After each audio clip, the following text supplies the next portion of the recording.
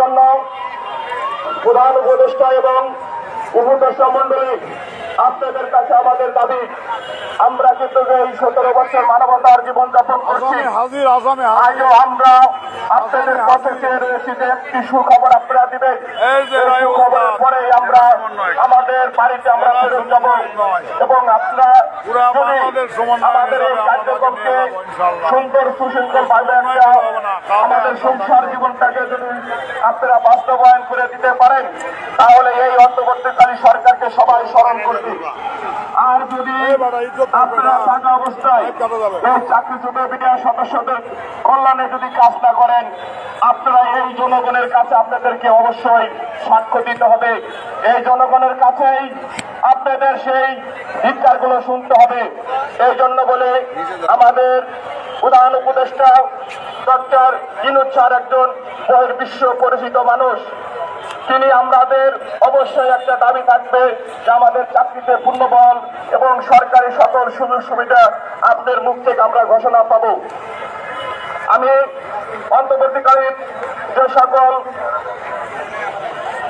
আমাদের যারা এখনো চাকরিচ্যুত এবং বিডিআর সদস্যরা যারা জেলে রয়েছেন, আহ্বান করবে সরকারকে তাদেরকে মুক্তি দিয়ে এবং আগামী 26 তারিখে যে কোর্টে তাদের মুক্তি দিয়ে তাদের পরিবার পরিজন এবং চাকরিতে পূর্ণবল করে সেই সুযোগ সুবিধা এই সরকারকে চলে যান, পথে চলে যান দেখার জন্য, মানুষকে সেবা করার জন্য টিভি মিডিয়ায় আমরা দেখি, কিন্তু এই রহস্য বিডিআরের জন্য একটি মিনিট আপনার সময় হলো না।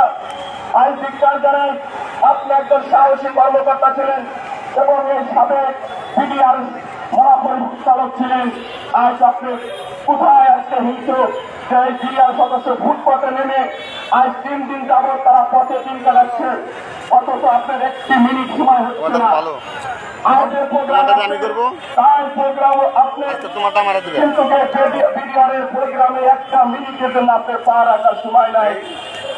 আপনাকে এই জনগণ একদিন ধিক্কার দিবে। আর যারা বাহিনীতে কর্মরত রয়েছেন কর্মচারীরা, তারা কিন্তু মনে মনে আপনাকে ঘৃণা করবে। যারা এই দেশকে সেবা করেছিল, এই দেশের সার্বভৌমত্ব রক্ষা করেছিল, আজ তাদের অসহায় দিন যাপন যাচ্ছে। আপনি আমাদের এই সান্ত্বনা দিলে হয়তো সারা জীবন আপনাদের এই বিচারটা স্মরণ করত।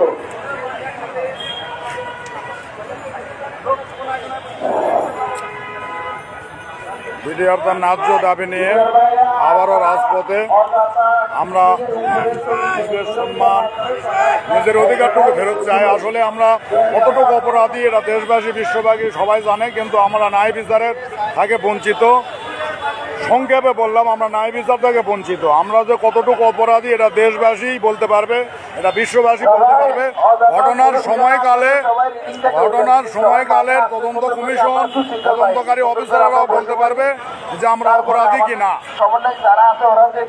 আমাদের ন্যায্য দাবিটা, ন্যায্য বিষয়টা নিয়ে আমরা বঞ্চিত, সেটা আমরা ফেরত পাওয়ার জন্য সৌন্দর্য দেখা যাবে।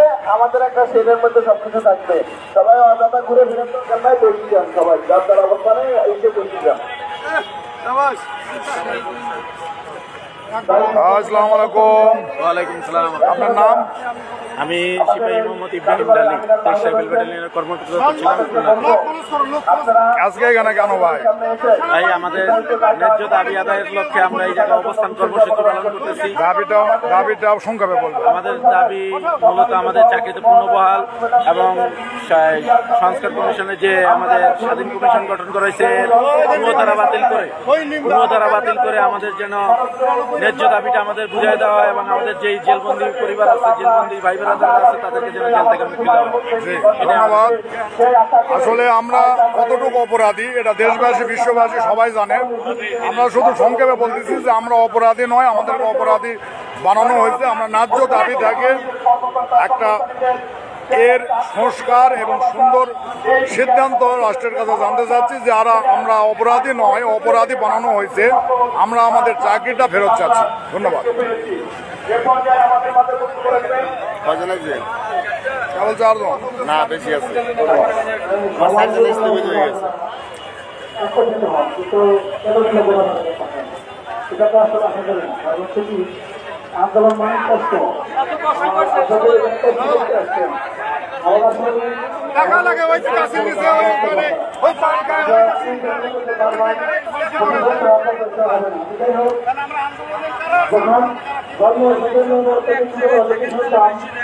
বাংলার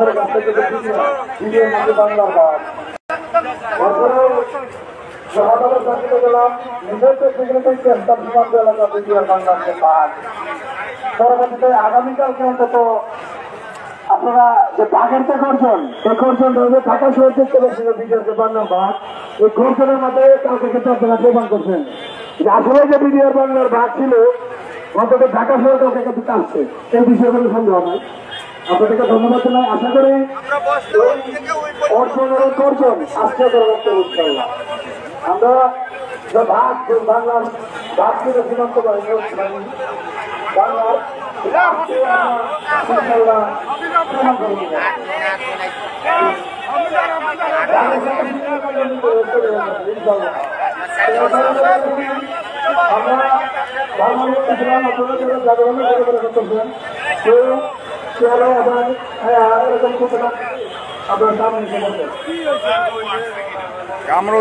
কামরুজ্জামান একটু কমেন্টে আসেন। কামরুজ্জামান একটু কমেন্টে আসেন।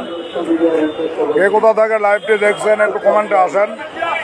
শুধু দেখছেন আর নিজের মধ্যে রাখছেন, নিজের মধ্যে রাখাটা ঠিক না। একটু কমেন্টে আসেন সবাই। আমরা অক্লান্ত পরিশ্রম করছি। আজকে জাতি বা দেশের কাছে উন্মোচন করে দিতে চাই যে আমরা অপরাধী নয়, আমাদেরকে অপরাধী বানানো হয়েছে। অপরাধী বানানো হয়েছে। তাহলে রাজপথে আসুক, গাছ তোলায় না। এর পরবর্তী কোনো মাইক বাদে মুখে বলা হবে, তখন বলবেন যে আমি সিনিয়র মানুষ, তাকে কি ভাষা ব্যবহার করতে সিনিয়র। আমি সকল সিনিয়রকে বলছি বিচার নয়, গাছের তোলা দর্শন চলে আসছে। আমি দেখছি আমার পরিচিত মন্ডলী একজনের নাম প্রকাশ করলাম, একজনকে তো সবাইকে বোঝানোর চেষ্টা করছি। আপনারা চলে আসেন, আপনারা এখানে বসেন, দেশে আন্দোলন প্রমাণ করেন। আসসালামু আলাইকুম ওয়া রাহমাতুল্লাহ। পরবর্তীতে সালাম করতে বলেন। সবাই একটু কমেন্টে আসবেন। সবাই ধন্যবাদ। আমি আবার আহ্বান করছি সকল জেলা প্রতিনিধি আমাদের জাদুঘর, জাতীয় জাদুঘরের সামনে আসার জন্য বিশেষভাবে অনুরোধ করছি। যে সকল মিডিয়া সদস্য আমাদের রাশেদ ভাই, দপ্তর সম্পাদক রাশেদ ভাই, মিডিয়া কল্যাণ পরিষদ, আপনাকে মঞ্চে আসার জন্য বিশেষভাবে অনুরোধ করছি।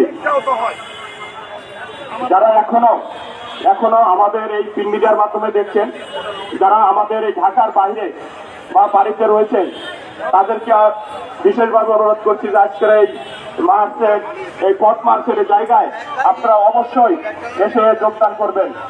আমরা এই অন্তর্বর্তীকালীন সরকার, আমি জানি আমাদের প্রতি সহানুভূতিশীল দেখাবেন। আমাদের সম্মানিত সভাপতি মহোদয় যে গতকাল আলটিমেটাম দিয়েছিলেন, তিনি তার ধারাবাহিকতায় এই সরকার অবশ্যই আমাদের একটি সংবাদ দিবে, সেই অপেক্ষায় আমরা থাকবো। এই জন্য যারা এখনো আমাদের আঙিনার বাইরে রয়েছেন, বিজয় সদস্য চাকরিচ্যুত, তাদেরকে আমাদের এই আঙিনার মধ্যে আসার জন্য বিশেষভাবে অনুরোধ করছি।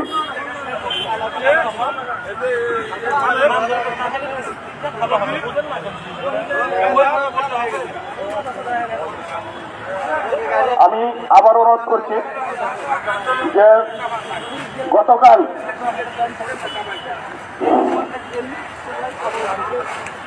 হাবিলদার মাহবুব উস্তাদ,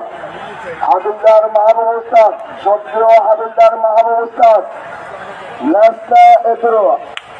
আমাদের এর নাম কি সলমান উস্তাদ,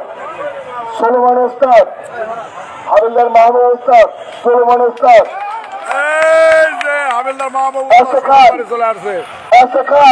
শ্বশুর বাড়িতে চলে আসে খান, জাহাঙ্গীর,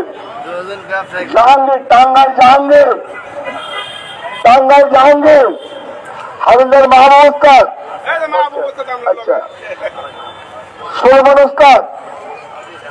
উস্তাদ, আপনি না, শরীয়তপুর সলমান উস্তাদ, শরীয়তপুর সলমান উস্তাদ, নায়ক মতিন উস্তাদ, কুমিল্লাবাড়ি নায়ক মতিন উস্তাদ, কুমিল্লাবাড়ি নায়ক মতিন উস্তাদ।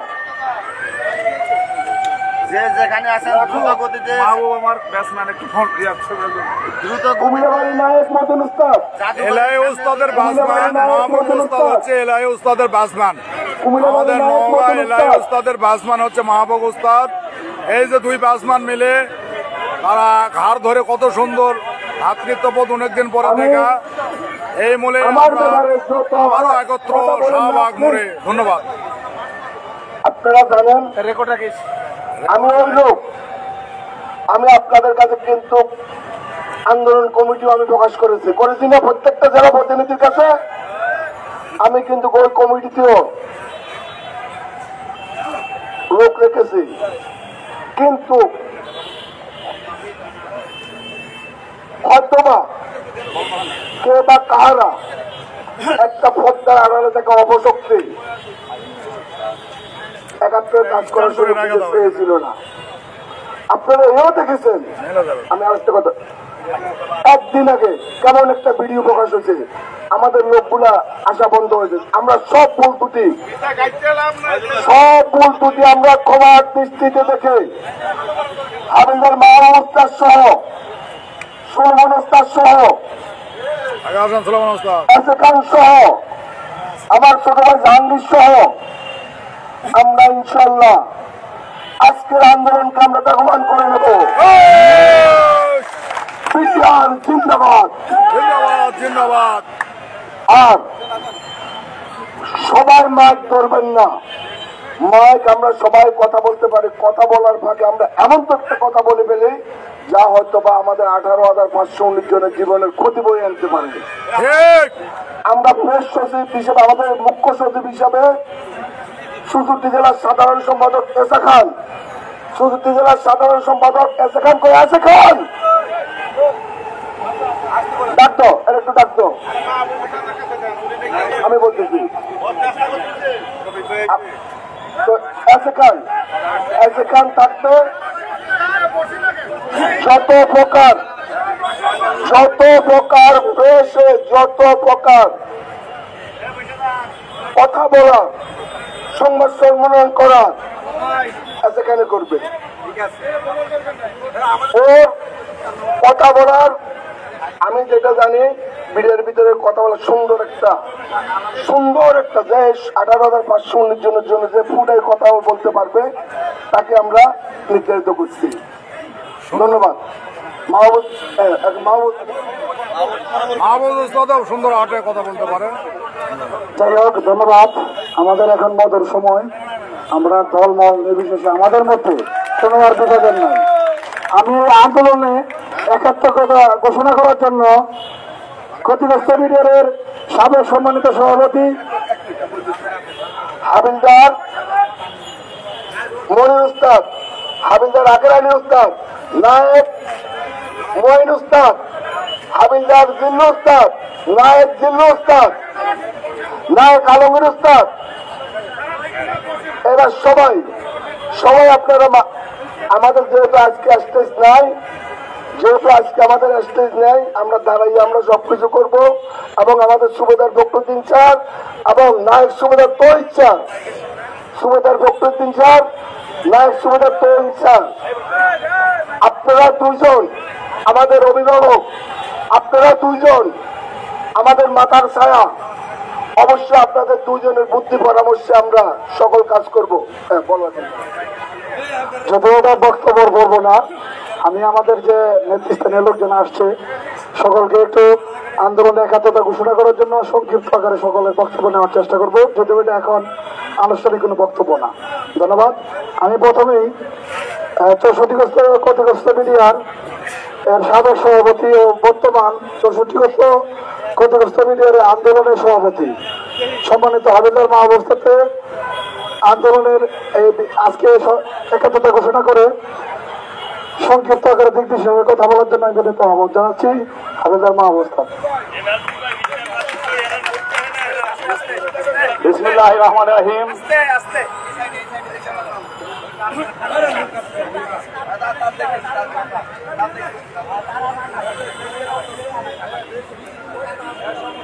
বিসমিল্লাহির রহমানির রহিম।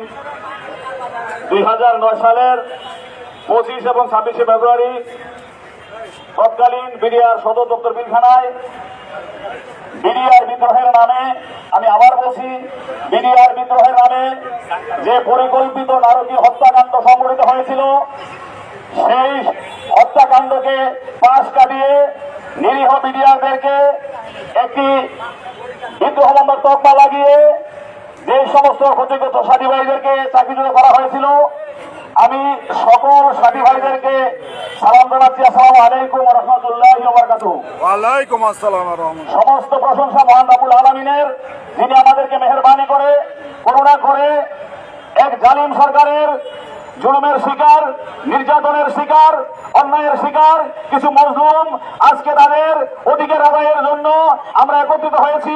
আল্লাহ পাক যে আমাদেরকে একত্রিত হওয়ার সুযোগ করে দিয়েছে, সেই জন্য আল্লাহর দরবার শুকরিয়া আদায় করি।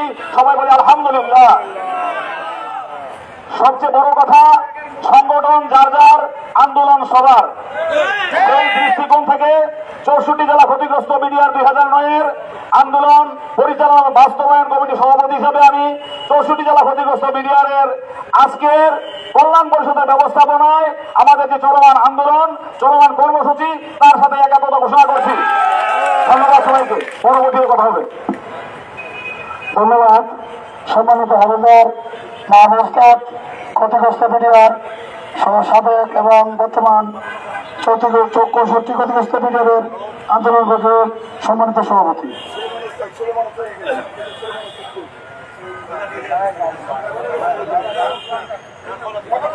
আচ্ছা, আমি এখন আন্দোলনের একাত্মতা ঘোষণা করার জন্য ক্ষতিগ্রস্ত বিডিআরের সম্মানিত সহসভাপতি নায়ক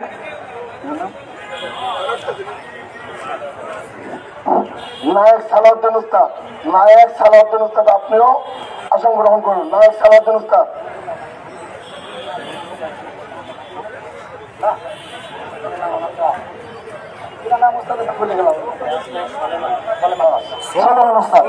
নায়ক সোলেমান উস্তাদ, সভাপতি 64 ক্ষতিগ্রস্ত বিডিআর, ওনার মূল্যবান বক্তব্য শোনার জন্য বিনীত আহ্বান জানাচ্ছি।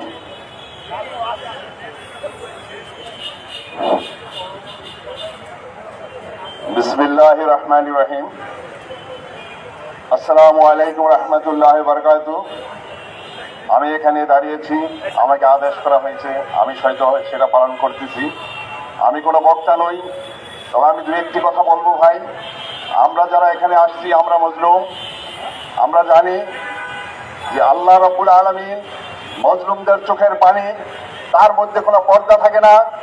আল্লাহ সুবহানাহু ওয়া তাআলা আমাদের মজলুমদের উপরে যে অবিচার করা হয়েছে 2009 সালের সেই 25 এবং 26 ফেব্রুয়ারি, আমরা যে বিভিন্নভাবে অপমান অপদস্থ হয়েছি, আমরা সমাজের কাছে, দেশের কাছে, প্রতিটা নাগরিকের কাছে ছোট হয়েছি। শুধু আমরাই ছোট হইনি, আমাদের সন্তান, আমাদের পরবর্তী প্রজন্ম পর্যন্ত এটার জন্য মন ছোট হয়েছে। তাই আমি মহান রব্বুল আলামিনের কাছে দায়মান বাক্যে বলতে চাই, আল্লাহ রাব্বুল আলামিন যেন আমাদের প্রত্যেকটা বিডিআর মজলুম সদস্যের প্রার্থনা কবুল করেন, এবং আমরা যে এক মকসুদ নিয়ে আসছি, অন্তর্বর্তীকালীন সরকারের কাছে আমাদের বিনীত আবেদন থাকবে, আমরা যাতে কোনোভাবে এখান থেকেই না যে আমরা যাতে আমাদের ন্যায্য অধিকার নিয়ে ঘরে ফিরতে পারি, সেইটুকু আশা নিয়েই আমি দুই কথা বললো শেষ করলাম। আসসালামু আলাইকুম রহমতুল্লাহ। ধন্যবাদ। 64 ক্ষতিগ্রস্ত বিডিআরের সম্মানিত সভাপতি নায়ক, সম্মানিত সহসভাপতি। ঠিক আছে, ধন্যবাদ তোমাকে। এখন আমি কথা বলার জন্য, আন্দোলনে একাত্মতা ঘোষণার কথা বলার জন্য 64 ক্ষতিগ্রস্ত বিডিআরের নেতৃস্থানীয় অন্যতম সদস্য টাঙ্গাইল বাড়ি বিডিআর জাহাঙ্গীর ভাইকে বিনীত আহ্বান জানাচ্ছি। বিসমিল্লাহির রহমানির রহিম। উপস্থিত সংগ্রামী আমার সাথী ভাই, উপস্থিত বিডিআর পরিবার, উপস্থিত সন্তান, আসসালামু আলাইকুম রহমতুল্লাহ। আপনারা হয়তো অবগত আছেন, যেটা মাহবুব উস্তাদ আমাদেরকে সমাজের মাঝে বক্তব্য উপস্থাপন করে দিয়েছে। তারপরেও আমি দুটো একটি কথা বলতে না বললেই নয়। আমরা শুরু থেকেই দুইটি গ্রুপকে একত্র করে সংঘবদ্ধভাবে আন্দোলন করার প্রত্যয় ব্যক্ত করে আমরা দীর্ঘদিন যাবৎ কাজ করতেছিলাম। তারই ধারাবাহিকতায় আজকে আমাদের এই উভয় পক্ষে একত্র হয়ে আন্দোলন করার সুযোগ হয়েছে। এজন্য মহান রব্বুল আলামিনের নিকট লাখো কোটি শুকরিয়া জ্ঞাপন করছি। সেই সাথে আমরা ধৈর্য সহকারে আজকের এই আন্দোলনের যে রূপরেখা আছে সেই নিয়ম মোতাবেক পালন করে আমরা আন্দোলনের সফলতা বয়ে নিয়ে আসবো ইনশাল্লাহ। সেই সাথে আমরা কোনো কিছু ভাঙচুর দেশ বিরোধী কোন কাজে লিপ্ত হব না। সবাই আমরা প্রতিজ্ঞা করব শান্তিপূর্ণভাবে আন্দোলন করে আমাদের দাবি আদায় করার জন্য। আরেকটি কথা বলতে যাচ্ছি, আমাদের দেশে সরকার আমাদের এখনো কোনো সাড়া দিচ্ছে না। আমি সরকারকে জানান দিয়ে চাই, বাংলাদেশের মধ্যে যদি 10 লক্ষ রোহিঙ্গার জায়গা হয় তাহলে আমাদের 10,000 বিডিআরকেও পুনর্বাসন করতে হবে। আমরা সেই আশা ব্যক্ত করে আজকের আন্দোলনের সফলতা কামনা করে সকলকে ধন্যবাদ জানিয়ে সকলের সুস্বাস্থ্য কামনা করে আমি আমার বক্তব্য শেষ করছি। আসসালামু আলাইকুম ওয়া রাহমাতুল্লাহ। ধন্যবাদ। ক্ষতিগ্রস্ত বিডিআরের সম্মানিত নেতৃস্থানীয় সদস্য বিডিআর জাহাঙ্গীর ভাইকে ওনার মূল্যবান বক্তব্য এবং আন্দোলনের সাথে সংহতি প্রকাশ করার জন্য। যাই হোক, আমি প্রথমে ক্ষমা চাই নেই সকলের কাছে। এখানে আজকে জানেন আপনাদের আমরা যারা এখানে আছি সকলেই, এখানে যদি আমাদের কোনো স্টেজ হয় নাই, তো আমি ক্ষতিগ্রস্ত বিডিআর 64 বিডিআর কল্যাণ প্রতি না যারা আপনারা নেতৃস্থানীয় আছেন, আশা করি সকলে আপনারা এখানে আইসা দাঁড়াবেন যারা নেতৃস্থানীয় আছেন। কিন্তু কাউকে যদি ইন্ডিকেট করে না রাখতে পারি, কারণ এখানে যখন স্টেজ নাই, বিনয় শহীদ পর্বকে মন খারাপ করবেন না। ধন্যবাদ। আপনি যে যেখানেই থাকেন, নায়ক সালাদ স্টাফ আপনি যে সেখানেই থাকেন, আমাদের সাথে আইসা আসন গ্রহণ করুন।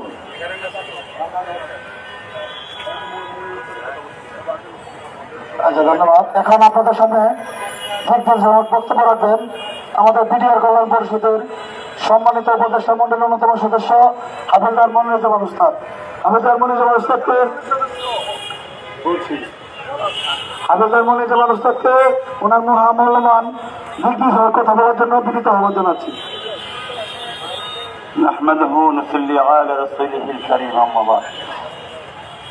সম্মানিত সর্বস্তরের বিডিআর ক্ষতিগ্রস্ত সদস্য এবং বিডিআর সন্তান পরিবার এবং অন্যান্য সদী উপস্থিতি সকলকে আসসালামু আলাইকুম ওয়া রাহমাতুল্লাহি ওয়া বারাকাতুহু।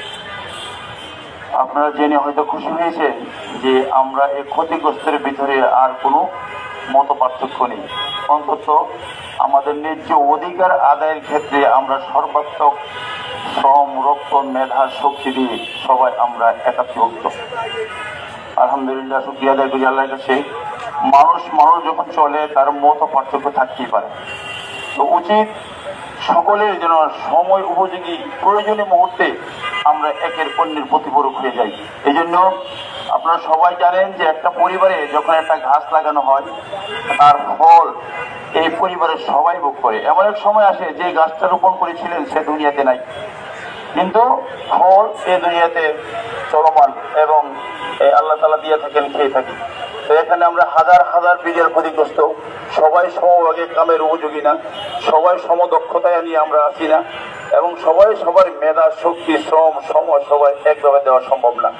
কিছু সংখ্যক লোক কোনো ভাবে শক্তি দিবেন, মেধা দিবেন, শ্রম দিবেন, সময় দিবেন, অর্থ দিবেন, আর কেউ বা যার যতটুকু সামর্থ্য আছে সেটুকু দিবেন।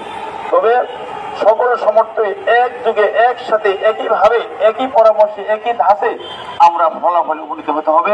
তাই আল্লাহ তাআলা আমাদেরকে আমাদের হক আদায় করে নিতে আমাদের সহজ করে দিবেন, এবং আমরা যেখানে যে এলাকায় যাইতে চাই সেখানে আমাদের যাওয়ার জন্য একেবারে সহজ হয়ে যাবে। এই যে অন্যের প্রতি যদি আস্থা রাখি, একে অন্যের প্রতি ভালোবাসা রাখি, একে অন্যের প্রতি যদি মহব্বতের জোরালো শক্তি থাকে, তাহলে অবশ্যই আমাদের কাছে আল্লাহর রহমত বরকত দিতে বদ্ধপরিকর। আমি যাই বলবো যে আমাদের কোন মতের পার্থক্য ছিল না। আমি যেটুকু জানি, আমি এই বাংলাদেশ রাইফেলসে চাকরি করেছি দীর্ঘ প্রায় 27 বছর। যখন আমি চাকরিতে চলে আসি প্রায় 27 বছর চাকরি ছিল আমার, কয়েকদিন কম। আমার জানা মতে আমি বাংলাদেশ সাহেবের চাকরি করা অবস্থায় এবং যখন চাকরিতে চলে আসি প্রায় 16 বছর, কারোর সাথে আমার মত পার্থক্য মনের দ্বন্দ্ব ঘটে নাই। আর এই ভালোবাসা আন্তরিকতা নিয়ে আমি সার্বক্ষণিক সর্বদাই চেষ্টা করেছি যেন আমাদের এই 64 জেলা ক্ষতিগ্রস্ত কিংবা বিজয় কল্যাণ পরিষদ তাদের ভিতরে কোনো রকমের দ্বন্দ্ব বা বৈষম্য বা মনোবিরোধ না থাকে। তারপরেও কিছু কুল প্রতিকূল থাকে, সকল মনের তো এক না। এরপর আল্লাহ তাআলা আমার মনে করি আমার ব্যক্তিগত প্রয়োজন ছিল, ব্যক্তিগত আশা আকাঙ্ক্ষা ইচ্ছে চেষ্টা ছিল, এই চেষ্টার প্রতিফলন আজকে আমাদের সকল মুরব্বী যারা আছেন, যারা এই প্রতিষ্ঠানের জন্য মেহনত করে আসছেন, এই মেহনতের উপরে আল্লাহর একটা বরকত রহমত। আমি হাবিবুর মাহবুবকে অত্যন্ত ধন্যবাদ জানাই যে ওনার একটা কথা আমি শুধু ওনার কাছ থেকে আমি আশা করব, এবং এই কথাটা যে সংগঠন যার যার, আন্দোলন সবার নো, সংগঠন আমার, আন্দোলনও আমার। আজীবন কালে যতক্ষণ পর্যন্ত আমরা লক্ষ্যে না বুঝবো, সংগঠনও আমার, আন্দোলনও আমার, এই জায়গায় মনোভাব নিয়ে আমরা সবাই মেহনত করবো ইনশাআল্লাহ। ভবিষ্যতে যতক্ষণ না আমাদের ন্যায্য অধিকার আদায় করতে না পারবো, আপনারা জেনে খুশি হবেন আমরা যখন মিটিং করেছিলাম রাতে 12টা 1টা পর্যন্ত, গত 20 তারিখে 19 তারিখে আমাদের এই দিনের বেলায় মিটিং করেছি, বহুবার মিটিং করেছি। মিটিং এর মধ্যে এমন কোন সদস্য আছে দেখেন আমার শরীরের রোম দাঁড়িয়ে গেছে। মিটিং এর ভিতরে অনেক আমাদের এই সদস্যগণ বলছে যে ওস্তাদ আমি এই যারা কার্যনির্বাহী কমিটিতে আছেন, যারা নীতি নির্ধারক আছেন, আমি আন্দোলন করে এই জায়গায় যদি মৃত্যুবরণ করি, গুলি খায় যদি মৃত্যুবরণ করি, যতক্ষণ নয় বিডিআর অধিকার আদায় হবে ততক্ষণ পর্যন্ত আমার মরদেহ স্পর্শ করবেন না, আমার পরিবার থেকে করবে না। এই ধরনের প্রতিশ্রুতি দিছে। এই প্রতিশ্রুতিগুলো আমি গত পরশুদিন আপনার সচিব সাহেবের সঙ্গে দেখা করেছিলাম। এই কথাগুলো আমি পূর্ণাঙ্গভাবে ব্যক্ত করেছি, কথাগুলো বলেছি যে স্যার এখানে প্রায় 3 শতাধিক লোক মৃত্যুবরণ করার জন্য প্রস্তুতি নিয়ে আসছেন, এখন রাস্তায় মরবো না আমাদের অধিকার দিবেন। এইভাবে যেটুকু আল্লাহ আমার মেধাবী ছিল সেটুকু আমি একটু তুলে ধরছিলাম। তার মধ্যে এটা অন্যতম কথা ছিল, অন্যান্য কথা ছিল। যাই হোক, উনি সচিব, আমরা এসছে উপর থেকে আমরা চেষ্টা করে আসতেছি, এই জন্য উনি হয়তো ওই সমাধান দেওয়ার মতো একটু এদিক সেদিক করছে, বিদায় আমরা আবার বড় থেকে বড়তে যাওয়ার আশা শুরু করতেছি। ইনশাল্লাহ আপনারা আমাদের সাথে থাকবেন। আমাদের ইজ্জত, ঐতিহ্য, সন্তানের ভবিষ্যৎ, অস্তিত্ব সব চলে গেছে। আমরা এখন জীবন্ত লাশ, এই লাশ থেকে আবার পুনরায় জীবনে রূপান্তরিত করতে হবে সকল ঐকান্তিক চেষ্টায় এবং সকল ঐকান্তিক মনোভাব দৃঢ় সংকলনের মাধ্যমে। আমরা সবাই রাজি আছি না? ইনশাল্লাহ আমরা লক্ষ্যের জন্য আল্লাহ তাআলা পৌঁছেন সে দোয়া করি। আর আমাদের সাথে সকলে কোনো রকমের এক বায়া আঘাত খাইছে আরেকবার চলে আসবেন, এই মনোভাব থেকে পরিহার করবেন ইনশাল্লাহ। হ্যাঁ, দোয়া করি সবাই আল্লাহ তাআলা আমাদেরকে একত্রিত হয়ে সকল কাজের জন্য অংশগ্রহণ করতে হবে সে তৌফিক দান করুন। ফিয়ামানিল্লাহ। আসসালামু আলাইকুম ওয়া রাহমাতুল্লাহি ওয়া বারাকাতুহু। ধন্যবাদ হাবিবুর মনিরুজ্জামান উস্তাদ, বিজয় কল্যাণ পরিষদের সম্মানিত উপদেষ্টা মণ্ডলীর অন্যতম সদস্য। আচ্ছা, বরিশাল জেলা প্রতিনিধি, আপনি যেখানে থাকেন একটু জরুরি দরকার, আপনি মঞ্চে দেখা করেন। বরিশাল জেলা প্রতিনিধি, আপনি যে জায়গায় থাকেন মঞ্চে দেখা করেন। বিজয় কল্যাণ পরিষদের চুয়াডাঙ্গার সম্মানিত হাবিবুর আমাদের বসে মঞ্চে জায়গায় থাকেন, আপনি মঞ্চে এসে আসন গ্রহণ করুন। শহীদ মিনার এক বছর রাত থেকে খাইছে, খিচুড়ি খাতার সাথে আপনি মঞ্চে আসন গ্রহণ করুন। আমি আগে বলেছি, আবারও বলি, সকলে কথা যাচ্ছি, এখানে স্টেজ নাই। সেক্ষেত্রে আপনারা যারা মুরব্বী আছেন, অনেকেই চিকিৎসা যারা আছেন, সকলকে আসলে আহ্বান করতেন এখানে আসার জন্য, যারা আপনারা নেতৃত্বের লোক আছেন। কিন্তু এই জায়গাটা আপনারা হয়তো বুড়া মানুষ এসে তারা যাবে না, কষ্ট হয়ে যাবে। এই জন্য আপনাদেরকে হয়তো ডাকতেছি না, কেউ ভাইবেন না যে আপনাদেরকে অনলাইন করা হচ্ছে। এই জায়গাটা থেকে আমি আবার এখনো ছেড়ে দিচ্ছি, কেউ মন খারাপ করবে না।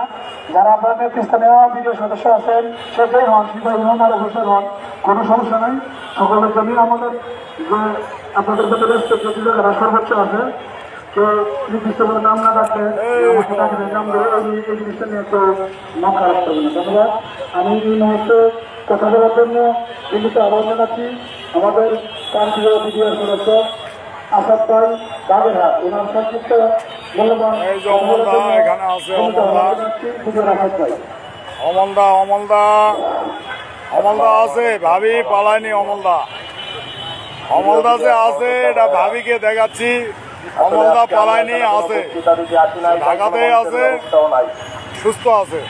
উত্তপ্ত রোদে রাস্তার উপরে 50 সহযোদ্ধা ভাইয়ের অবস্থান করতেছেন। তা দেখেও আমাদের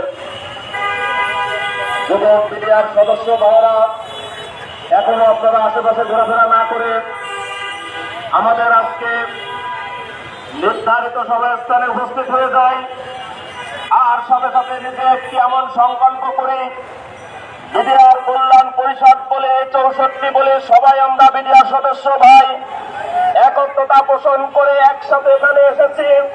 সর্বশেষ আমাদের নীতি নির্ধারক যারা আছেন যেভাবে আমাদেরকে নির্দেশনা দিবেন আমরা সেই পর্যন্ত মাঠে নিজেদের সর্বোচ্চ দিয়ে অংশগ্রহণ করবো ইনশাআল্লাহ।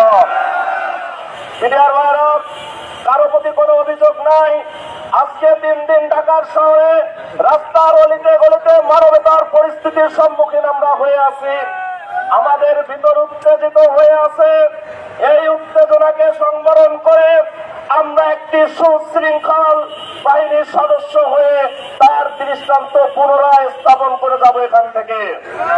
পুলিশ ভাইরা অনাকাঙ্ক্ষিত পরিবেশ সৃষ্টি হয়েছিল, দুঃখ প্রকাশ করেছেন। আমাদের অন্তরে আপনাদের প্রতি ভালোবাসা তৈরি হয়েছে। আমরা আপনাদের কাছে আশা রাখবো সেই ভালোবাসার স্থানে আর ক্ষতের সৃষ্টি করবেন না। বিডিআর সদস্যরা একটি সুশৃঙ্খল বাহিনীর সদস্য। আমরা এখানে কোনো বিশৃঙ্খলা করার জন্য আসি নাই। আমাদের হাতে বিশৃঙ্খলার কোনো সামগ্রী নাই। প্রিন্ট মিডিয়া দেখাচ্ছে শান্তিপূর্ণভাবে আমরা অবস্থান করছি। আমাদের ভিতরে রাজনৈতিক কোনো উচ্চাভিলাষও নাই। দেশের ক্ষমতা নিয়ে আমাদের চিন্তা নাই। আমরা তো বাংলাদেশের নিরাপত্তার জন্য সার্বভৌমত্ব রক্ষার জন্য সীমান্তের প্রহরী ছিলাম। আজকে কেন আমরা একটি সভ্য রাষ্ট্রে রাস্তায় বসে আছি? আমাদের দাবিগুলো বারবার করে আমরা স্বরাষ্ট্র মন্ত্রণালয়ে পৌঁছানোর চেষ্টা করেছি। আমাদের সাথে একটি কালক্ষেপণ করে নাটক সাজানো হয়েছে। আজকে এই পরিস্থিতিতে আমরা বাধ্য হয়ে বাংলাদেশের আশার স্থল, বাংলাদেশের স্বপ্নের বাস্তবায়নের নায়ক doctor professor Mohammad Yunus sir আপনার বাসভবন অভিমুখে আমরা গতদিন রওনা হয়েছিলাম। কেন আমাদেরকে বাধা প্রদান করা হলো? ন্যূনতম একটি সভ্য রাষ্ট্রে একটি জাতির আমরা কোন বিশৃঙ্খল সদস্য বা অংশ নই। আমরা বিডিআর সদস্য। বাংলাদেশের প্রত্যেকটি প্রত্যন্ত অঞ্চলের একজন ভেরিফাইড নাগরিক, সাধারণ সদস্য নয়। যদি আমাদের জীবনে কারণা থাকতো এই বাহিনীতে আমরা চাকরির সুযোগ পেতাম না।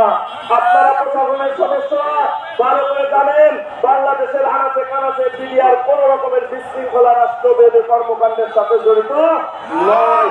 আজকেও আমরা তার ব্যতিক্রম হব না। আমরা সুশৃঙ্খল ভাবে আমাদের পদযাত্রা, আমাদের দাবি মাননীয় প্রধান উপদেষ্টা আমাদের সাথে একটি আশানুরূপ অবস্থা তৈরি করে দেবেন। আর সেই প্রত্যাশায় বুক বেঁধে আমরা প্রত্যেকে ঘরে ফিরবো ইনশাআল্লাহ।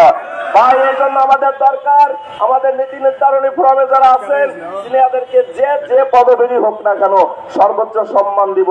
অক্লান্ত পরিশ্রম যারা সাথে আছেন একটু ঘুরে দেখেন, এরাও তো আমাদের ভাই। কামাই রোজগার বউ বাচ্চা সবারই আছে।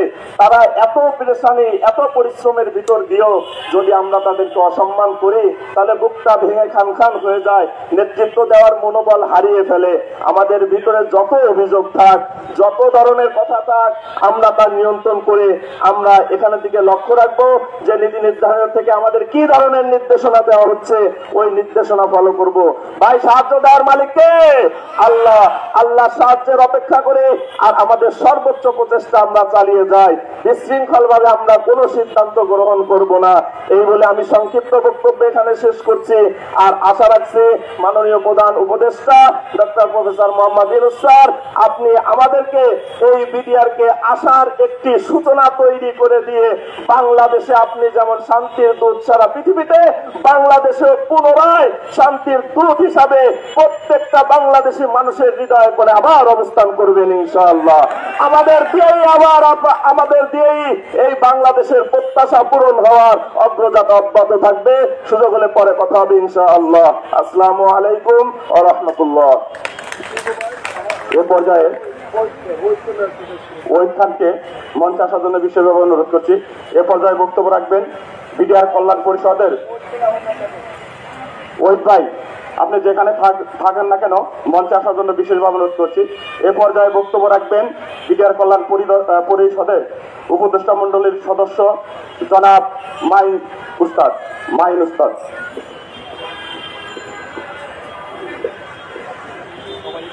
আমি অতীব সংক্ষেপে দু একটি কথা বলতে চাচ্ছি। সম্মানিত মজলুম বিডিআর এবং ক্ষতিগ্রস্ত বিডিআর সদস্যবৃন্দ এবং তাদের পরিবারের সকল সদস্যবৃন্দ, আসসালামু আলাইকুম। আমি দু একটি কথা আমি বলতে চাচ্ছি, সেটা আপনাদের অবগতির জন্য অতীব আমি মনে করি মূল্যবান। আমরা কিভাবে সামনের এখন থেকে শুরু করে সামনের যে আন্দোলনে যাব, সেই আন্দোলন ক্ষেত্রে আমাদের করণীয়। দেখেন, আপনারা আমাদের দেশের যে সর্বোচ্চ শাসনতন্ত্রে বা সর্বোচ্চ ক্ষমতা ধরে যারা বসে আছেন, যারা আমাদেরকে বিচার করবেন, তারা কিন্তু সকলেই লিখে প্রকাশ করেছেন যে এটা কোনো বিদ্রোহ ছিল না, এটা পরিকল্পিত একটা হত্যাকাণ্ড। অতএব কেন আমাদের এই সুবিধা আসতেছে না? এখানে নিশ্চয়ই কোনো একটা জট বেঁধে আছে, যে জটের কারণে হয়তোবা আমাদের এই ফ্যাসিলিটি সহজে আসতেছে না। তো আমরা এই ক্ষেত্রে এই জট ভাঙার ক্ষেত্রে আমাদের আন্দোলনের বিকল্প কিছু নাই। আন্দোলনের শক্তিশালী অংশ হচ্ছে একত্রতা। অলরেডি আমরা সেই একত্রতা প্রকাশ করে আজ সকলেই সমস্ত ত্যাগ স্বীকার করে আমরা এখানে উপনীত হয়েছি। এরপরের পরবর্তী কার্যক্রম আমাদের এখানে যারা আন্দোলন পরিচালনা কমিটিতে আছে, যারা বিজ্ঞ এখানে পরিচালনা করছেন, তাদের সঠিক দিক নির্দেশনা মেনে চলতে হবে এবং একসাথে আন্দোলনের স্পটে যে কেউ কোনো উচ্ছৃঙ্খল বা কোনো ধরনের অন্য কোনো পদক্ষেপ গ্রহণ করবেন না, যেটা আমাদের আন্দোলনে ভঙ্গের সৃষ্টি করে। এই ক্ষেত্রে আমি সকলকে এক থেকে এবং সকলের শক্তি একসাথে সঞ্চয় করে আমাদের পরবর্তী আন্দোলনের যে নীতি নির্ধারক বা যারা আমাদেরকে পরিচালনা করে, তাদেরকে সমস্ত তাদের নীতি এবং তাদের কথা, তাদের আদেশ মেনে আমরা সমস্ত কার্যক্রম পরিচালনা করব। এই যদি আমাদের একত্রতা না থাকে, তাহলে আমাদের আন্দোলন আজকেও সফল হবে না। এই ক্ষেত্রে আমরা সবাই একমত আছি কিনা? তাহলে আমি আজকে আপনাদের সবাইকে আহ্বান করছি, এই রোদ্দুরে আমরা আর বেশি কিছু বলতে চাচ্ছি না। আমরা পরবর্তী আন্দোলনে সবাই এক থেকে আমরা রোডে নামবো, কোনো জানে বাইরে কোনো দিকে যাব না। এবং আমাদের যারা আন্দোলন পরিচালনা করবেন, যারা দিক নির্দেশনা দেবেন, তাদের সঠিক নিয়ম মেনে তাদের আদেশ মেনেই আমরা আন্দোলনে পরিচালনা আমরা অংশগ্রহণ করব। ধন্যবাদ। এই ছিল আমার কথা। আসসালামু আলাইকুম রহমতুল্লাহ। ধন্যবাদ। এ পর্যায়ে সংক্ষেপে বক্তব্য নিয়ে আসছে নায়েক সালাম উস্তাদকে তার মূল্যবান বক্তব্য রাখার জন্য বিশেষভাবে অনুরোধ করছি। বিসমিল্লাহির রহমানির রহিম। সমস্ত প্রশংসা আল্লাহ তাআলা, যিনি আমাদের সকলকে সুস্থ রেখে এখানে একত্রিত হওয়ার তৌফিক দিলেন। সে মহান মনিবের সামনে আমরা শুকর গুজার করি, বলি আলহামদুলিল্লাহ। এবং মহান আল্লাহ পাকের নিকট আমাদের সকলের সুস্থতা, নেখায়াত, নিরাপত্তা কামনা করে আমি একটি নিউজ দেওয়ার জন্য আপনাদের সামনে উপস্থিত হয়েছি। সম্মানিত ভাইরা, আপনারা দীর্ঘ সময় অনেক কথাই শুনতেছেন। আল্লাহ রাব্বুল আলামিন আমাদেরকে দুনিয়াতে পাঠিয়েছেন, আসলে একটা নির্দিষ্ট সময় আমাদেরকে এখানে থাকতে হবে এবং আমাদেরকে একটা পরীক্ষা দিতে হবে। এই কথাটা আল্লাহ রাব্বুল আলামিন সূরা মুলকের 2 নম্বর আয়াতে বলেছেন, আল্লাযী খালাকাল মাউতা ওয়াল হায়াতা লিয়াবলুয়াকুম আইয়ুকুম আহসানু আমালা। অর্থাৎ he who created that and life that he may take switch off his best in it. আমি মানুষের মৃত্যু সৃষ্টি করছি, জীবন দিয়েছি এবং এই জীবনে আমি পরীক্ষা করে নিব কে কর্ম উত্তম। আসলে উত্তম কর্মটাই আমাদের সাথে যাবে, আর কোনো কিছুই যাবে না। আর এই পরীক্ষা যখনই শেষ হয়ে যাবে, আমরা এই মাটি থেকে চলে যাব, এটা তো আমরা বিশ্বাস করি।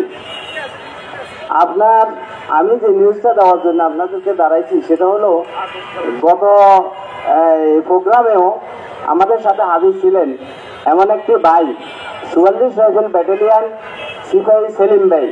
আপনাদের অনেকেরই পরিচিত। অথচ তিনি কিন্তু আজকে এই মাটিতে নেই, দুনিয়া থেকে উনি চলে গেছেন। এটা আমি যেটা জানাজায় গিয়েছিলাম এবং লক্ষ্মীপুর জেলার কয়েকজন ভাই গেছেন, এখানে আছেন কিনা আমি জানি না। তো তিনার মৃত্যুর বিষয়টা আপনাদেরকে একটু বলি। তিনি রমজানের ঈদের পরে আগের দিনেই তিনি রাত 3টায় উঠছেন। 3টায় উঠে তিনি তাহাজ্জুদ পড়ছেন। তাহাজ্জুদ পড়ার পরে তিনি সেহরি খেয়েছেন। সেহরি খেয়ে আল্লাহর কাছে এই দোয়া করছেন, আল্লাহ তুমি আমাকে ঋণ মুক্ত অভাব মুক্ত ভাবে রাখো এবং আমার যদি মৃত্যু রাখো সেটা রেখো আমার জন্য শুক্রবার, এবং সময়টা হয় যেন বাদ ফজর। আল্লাহ যেন তিনার দোয়াগুলো সাথে সাথে কবুল করে নিয়েছেন এবং তিনার মৃত্যু সেই দিন অর্থাৎ ঈদের আগের দিন শুক্রবারে ওনার মৃত্যু হয়েছেন। শুক্রবারে মৃত্যু হয়েছেন এবং বাদ ফজর তিনি মসজিদে নামাজ পড়ছেন। মসজিদে নামাজ পড়ে এসে তিনি তেনার স্ত্রীকে বলতেছেন যে আমার শরীরটা একটু খারাপ লাগতেছে, বুক ব্যথা করতেছে, তারপরে হাত এটা উঠাইতে পারতেছে না, তোমরা চাপিয়ে ধরো। একটু চাপার পরে একটু আরাম পেল, তারপরে একটু পরে খুব বেশি অবস্থা থেকে তিনি সেখান থেকে আপনার এই অ্যাম্বুলেন্স দিয়ে নোয়াখালীর উদ্দেশ্যে, নোয়াখালী সদর হাসপাতালে বড় হাসপাতালে আসবে।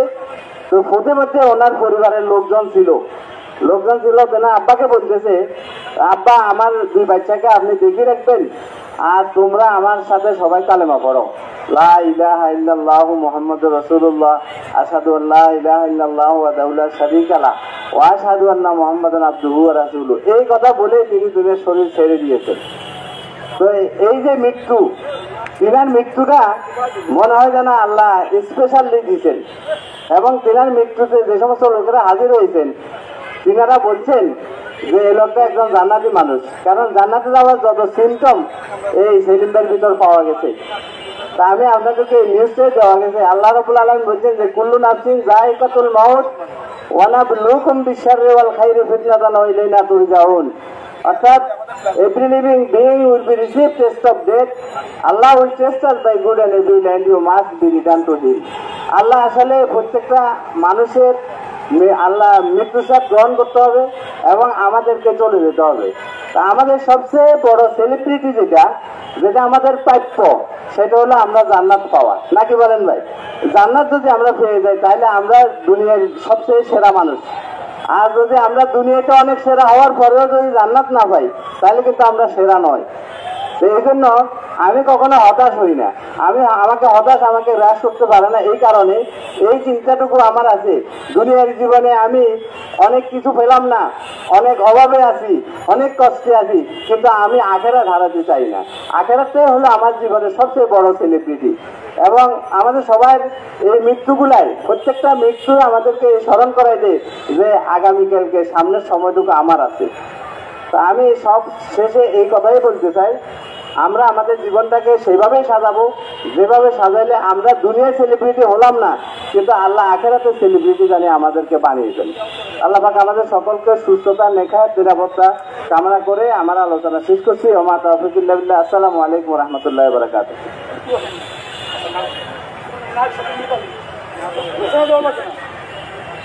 আসসালামু আলাইকুম। এই বক্তার আগে আরেক বক্তা কিছু বক্তব্য দিয়েছেন, উৎকৃষ্টকরণ বক্তব্য, যাতে আমরা সবাই আশাবাদী হই। আমরা আশা করি মিনমিনি বক্তব্য দিবেন না, আমাদের ওয়াজ রসুলের দরকার নেই। আমরা কেমন করে সাহস পাই, শক্তি পাই এই ধরনের বক্তব্য পেশ করবেন, আশা করি এইটাই আমার দরকার। আমরা অনেক কষ্ট করতেছি, আজকে দেখেন যারা পাইতেছে তাদের পেট ভরা, তারাই চাচ্ছে। অথচ আমরা কষ্টে আছি, আমরা দীর্ঘদিন যাবৎ না খেয়ে আছি পরিবার পর্যন্ত নিয়ে, সেটা দিয়ে লক্ষ্য নেই সরকারের। যারা পাচ্ছে তারা পাইতেই থাকে। যাই হোক, আমার কথা আমি বললাম ভাই, আমি অনুরোধ করবো যারা বেশি উদ্বুদ্ধ করে বক্তৃতা দিবেন, আমরা সাহস পাই, আমরা ভরসা পাই, এই ধরনের কথা বলবেন দয়া করে ইনশাল্লাহ। আসসালামু আলাইকুম। আপনার পরিচয়টা একটু বলেন। হাবিলদার আখের আলী ওস্তাদ, দয়া করে আপনি মঞ্চে আসেন। হাবিলদার আখের আলী ওস্তাদ, দয়া করে আপনি একটু মঞ্চে আসেন। ধন্যবাদ। আমি সকল মিডিয়া সদস্যের উদ্দেশ্যে বলছি যে আজকের দিনে আজকে যে আমাদের রোড মার্চ এবং আমাদের এই সরকারের কাছে চাওয়া পাওয়া এই ধরনের উৎসাহমূলক বক্তব্য দেওয়ার জন্য আমি বিশেষভাবে অনুরোধ করছি। এ পর্যায়ে বক্তব্য রাখবেন হাবিলদার আজিজ নরসিংদী। বিসমিল্লাহির রহমানির রহিম। সম্মানিত বিডিআরের সকল পদীর উপস্থিতি, আমাদের সন্তান, আমাদের পরিবার, আইন শৃঙ্খলা বাহিনীর সদস্য এবং যারা শুনছেন, আসসালামু আলাইকুম। আমরা কোনো বক্তা নই, আমরা সুশৃঙ্খল বাহিনীর সদস্য ছিলাম। আমি শুধু আমাদের পূর্ববর্তী বক্তা যারা সবকিছু বলে গেছেন, আমি শুধু অন্য একটি বিষয়ে অবতারণা করব। আপনারা জানেন আমরা যে এখানে বসে আছি এর নাম বাংলাদেশ। এই বাংলাদেশ নামটি লিখে আজকে 1100 বছর লাগছে। 1100 বছর পর আমরা এই বাংলাদেশ নামক স্থানটায় বসে কথা বলছি। আর এই 1100 বছরে বাংলাদেশ সংক্ষিপ্ত এশিয়ার আমি শুধু যুগগুলি বলে যাব, অল্প সময়ের ভিতরে শেষ করে দিব। আমাদের এই বাংলাদেশ প্রথম শাসন করেছিল 1100 বছর পূর্বে আর্য সম্প্রদায়, তাদের থেকে বৌদ্ধ সম্প্রদায়, তারপরে হিন্দু সম্প্রদায় করেছে, তারপরে আরবীয়রা করেছেন, তারপরে মঙ্গোলীয়রা করেছেন, তারপরে ইংরেজরা করেছেন, তারপরে সর্বশেষ পাকিস্তান 1971 সালে এখান থেকে বের হয়ে আজকের বাংলাদেশ। শুধুমাত্র আমরা যাতে এক থাকতে পারি, যার জন্য 1100 বছর আন্দোলন করার পর বাংলাদেশ হয়েছিল। আজকে আমরা বাংলাদেশ নামক 229 বছরের একটা বাহিনীকে ফ্যাসিস্ট হাসিনা সরকার আমাদের এদের ক্ষমতা চিরস্থায়ী করার জন্য, আপনারা জানেন সর্বপ্রথম পুলিশ বাহিনীকে আইজি নূর মোহাম্মদ মেঘবাই কিশোরগঞ্জ সর্বপ্রথম উনি 600 পুলিশ সদস্যকে বিনা টিকেটে বাড়ি ফেলা দেওয়া হয়েছিল। শুধু আওয়ামী লীগ বলে নাই, এজন্য তারই ধারাবাহিকতায় পরবর্তীতে যারা পুলিশের ঊর্ধ্বতন কর্মকর্তা ছিলেন, যারা হাজার হাজার কোটি টাকার সম্পদ এবং বস্তা ভর্তি দলিল রেখে অন্যত্র পলায়ন করেছে। আমরা বিডিআর এই দেশে আমরা সাধারণ কাজকর্ম করি, লজ্জার কিছু নাই। আমরা ফেরি করি, আমরা সিকিউরিটি চাকরি করি, আমরা দোকানদারি করি। একটা প্রশংসীয় হলো আমরা কোনোদিন কাউকে একটা জুড়ে ধমক দেই নাই। অন্য অন্য সকলেই বিভিন্ন কাজে জড়িত হয়েছে। আমি ওগুলি যাচ্ছি না। আমাদেরকে এই 1100 বছর বাংলাদেশের যারা বর্তমান সরকার আছেন, এর ধারাবাহিকতা 24-এর গণ আন্দোলনের যারা এই দেশকে আবার নতুনভাবে স্বাধীন করেছে। আপনারা 1971-এ স্বাধীন দেখেন নাই, 1971-এ 9 মাস লেগেছিল। আর এই 24-এর গণ আন্দোলন মাত্র 1 মাসে হয়েছে। আমরা আছি 9 আগস্ট থেকে আমাদের প্রাণের দাবিগুলি সবাইকে জানিয়েছি।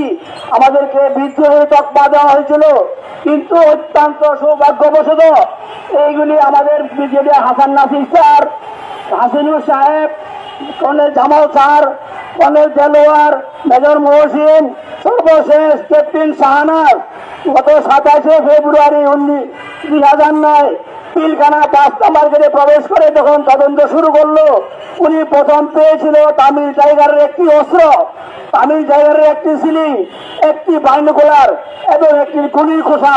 তাহা হলে আমাদেরকে কেন বাড়ির লোকগুলি বের করে দেওয়া হলো?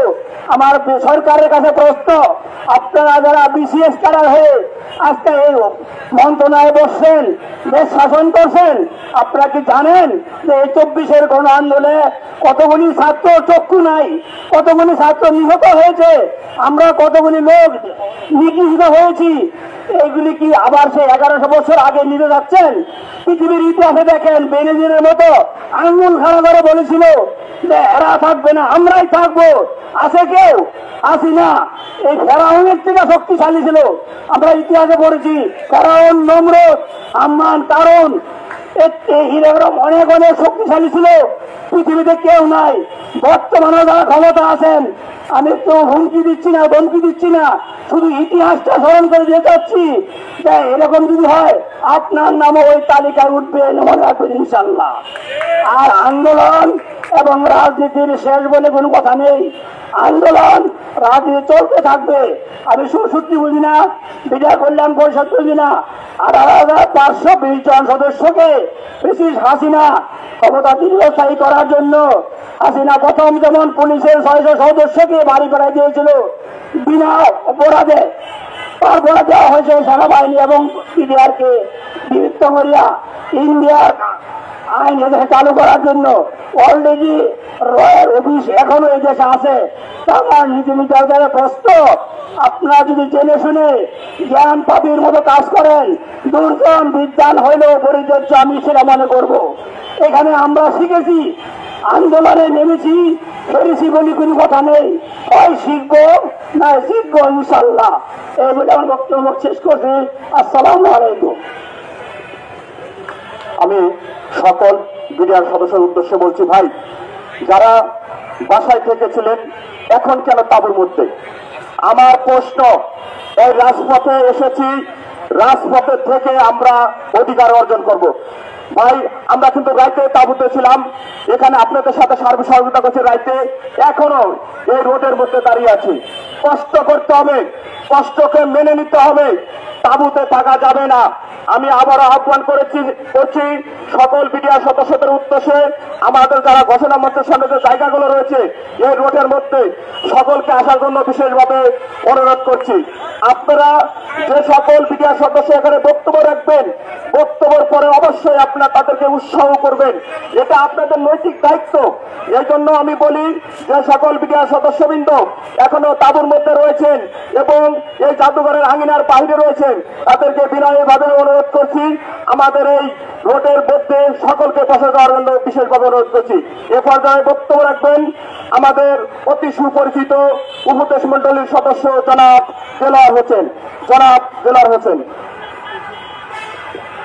ধন্যবাদ। উপস্থিত সম্মানিত সকল পদবীর ক্ষতিগ্রস্ত বিডিআর সদস্য, পরিবারের সদস্য, ইলেকট্রনিক্স প্রিন্ট মিডিয়া, আইন শৃঙ্খলা বাহিনী, গোয়েন্দা সংস্থাসমূহ সহ সম্মানিত উপস্থিতি, আসসালামু আলাইকুম। আমি বিশেষ করে আমাদের যারা চাকরিচ্যুত, যারা এই আন্দোলনের উদ্দেশ্যে, আন্দোলনের জন্য এই স্থানে উপস্থিত হয়েছি, আপনাদের সকলের কাছে বিনয়ের সাথে একটি বিষয় আমি আলোচনা করতে চাচ্ছি। আমরা আর অল্প কিছুক্ষণের মধ্যে আমাদের আজকের কর্মসূচির চূড়ান্ত দিক নির্দেশনা ডিক্লারেশন করব। অনুগ্রহপূর্বক সকলে আপনারা আমাদের সামনে আসুন এবং যাদের কাছে মোবাইল আছে তারা লাইভে চলে যাবেন। আমরা সরকারকে যে গতকালকে একটা নির্দিষ্ট সময় পর্যন্ত বেঁধে দিয়েছিলাম, সেই সময়টা খুব সন্নিকটে বিধায় আমরা এখনই আমাদের পরবর্তী যদি নির্দিষ্ট সময়ের মধ্যে সরকারের কোনো প্রতিনিধিত্ব আমাদের কাছে না এসে পৌঁছায় কিংবা কোনো বার্তা না আসে, তাহলে আমরা পরবর্তী কর্মসূচি আপনাদেরকে সাথে নিয়ে ডিক্লেয়ার করব আমাদের সভাপতির মাধ্যমে। বিধায় সকলকে বিনয়ের সাথে অনুরোধ করছি আপনারা চলে আসুন, সামনে চলে আসুন।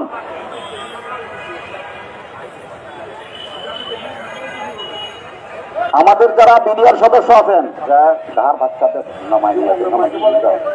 আপনারা অনুগ্রহপূর্বক স্ট্যান্ডে বা কোনো জায়গায় কেউ থাকবেন না, কেবলমাত্র অসুস্থ লোক একজন ব্যাগের পাশে থাকেন, বাদ বাকি সবাই চলে আসুন, সবাই সামনে চলে আসুন, সবাই চলে আসুন, সবাই দ্রুত চলে আসুন। যারা আমাদের ভলেন্টিয়ার হিসাবে কাজ করেন তারা অনুগ্রহপূর্বক সকলকে নিজ দায়িত্বে সামনের দিকে চলে আসুন। আমাদের পরবর্তী কর্মসূচি আমরা ঘোষণা করব। একটি বিষয় আমি সকলকে বিনয়ের সাথে স্মরণ করে দিতে চাই, আমাদের গতকালকের যে কর্মসূচি ছিল, আমাদের যে জনবল ছিল, আমাদের যে উপস্থিতি, ইনশাল্লাহ আজকেও তেমনটাই হবে এবং তার চাইতে আরো বৃদ্ধি পাবে। সবচাইতে বড় দুঃখের একটা বিষয়, আমরা যেন গাছতলা ভিত্তিক আন্দোলন না করতে মনোভাব পোষণ করি। এই যে ভাইয়েরা সামনে দাঁড়িয়ে আছেন, ওনারাও কিন্তু আন্দোলনে আসছেন, যে এখন আপনার গাছের নিচে আছেন সেও কিন্তু আন্দোলনে আছেন। আপনি আসুন, আপনাকে একটা নির্দিষ্ট সময় পর্যন্ত সেখানে মুখরিত করেন, না হলে কিন্তু আপনার এই কষ্ট আশাটা কিন্তু এটা জাস্ট একটা আশা যাওয়ার মধ্যে হয়ে গেল। গতকালকে আমরা যে জনবল ছিলাম তার চাইতে আজকে আরো অধিক জনবল হবে ইনশাল্লাহ।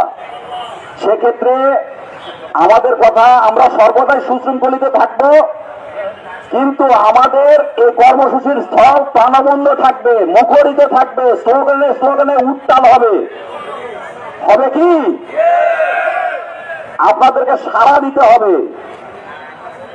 এখন আমরা যদি ব্যাগ নিয়ে এখনো যারা রাস্তার উপরে আছেন, অনুগ্রহপূর্বক সামনে আসুন, আপনারা সামনে আসুন, আমাদের চূড়ান্ত কর্মসূচি ঘোষণা করা হবে।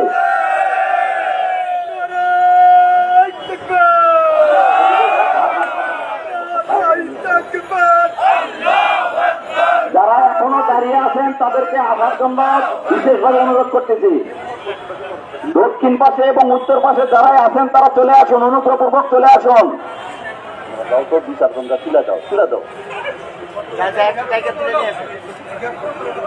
আপনারা সামনের দিকে চলে আসুন, সামনের দিকে চলে আসুন। অন্তত আধা ঘন্টা সময় এনে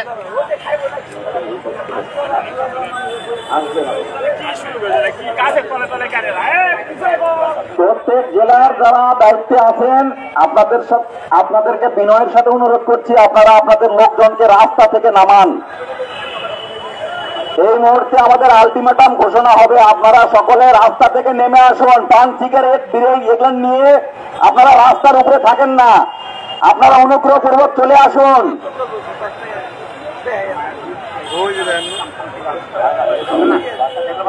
আপনারা যদি আপনাদের এই আন্দোলনকে এগিয়ে নিতে চান, তাহলে আপনারা এভাবে যারা এখনো যারা রাস্তার উপরে দাঁড়িয়ে আছেন, আপনাদেরকে বিনয়ের সাথে করজোরে অনুরোধ করছি, আপনারা সামনে চলে আসুন, আপনারা চলে আসুন।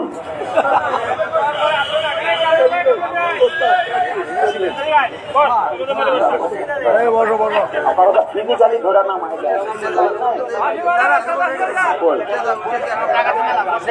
নামায় দেন, ওইদিকে নামায় দেন। আপনারা প্রত্যেক জেলার যারা দায়িত্বে আছেন এখনো হাত মিলাচ্ছেন, খোশ গল্প করছেন,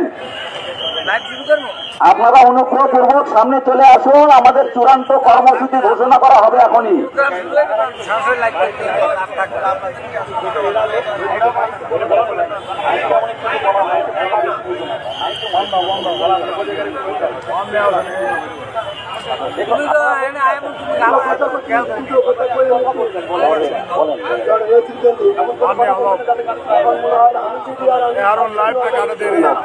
আসসালামু আলাইকুম। আন্দোলন সমস্ত বিদ্যার উদ্দেশ্যে বলছি, আমি বিরোধী যারা এখন অসুস্থ তারা যেখানে আছে অবস্থান করেন, কিন্তু যারা মুরব্বী সাজে মুরব্বীর পাশে বসে আছেন লাঞ্ছিত হন না, গাড়ি দেখেন, রাজপথে নেমে আসেন। পছন্দ এগুলো মানুষ না, এগুলো বিরিয়ার না, আসলে আপনাদের ভিতরে গায়ে রাখেন। আন্দোলন কখনো গাছে নিতে হয় না। আমি রিকোয়েস্ট করি, আমি সম্মানের সাথে বলি, আন্দোলন কখনো রাজপথে ছাড়া হয় না। আপনাদের ভিতরে আপনারা সব ভদ্রলোকের মানুষ না, আপনি আমাদের সাথী ভাই, আমাদের পাশে আসেন, আন্তরিকতাভাবে আন্দোলনকে বেগবান করতে হলে রাজপথে আসতে হবে। ধন্যবাদ। এখনো যারা খোশ গল্পে লিপ্ত আছেন, যারা এখনো খোশ গল্প করছেন, অনুগ্রহপূর্বক আসুন, সামনের জায়গাটা পূরণ করুন, সামনের জায়গা পূরণ করুন। আমাদের চূড়ান্ত কর্মসূচি ঘোষিত হবে, আপনারা অনুগ্রহপূর্বক 5টা মিনিটের জন্য এখানে আসুন, 5টা মিনিটের জন্য আসুন, সবাই আসুন, সবাই আসুন, সবাই আসুন।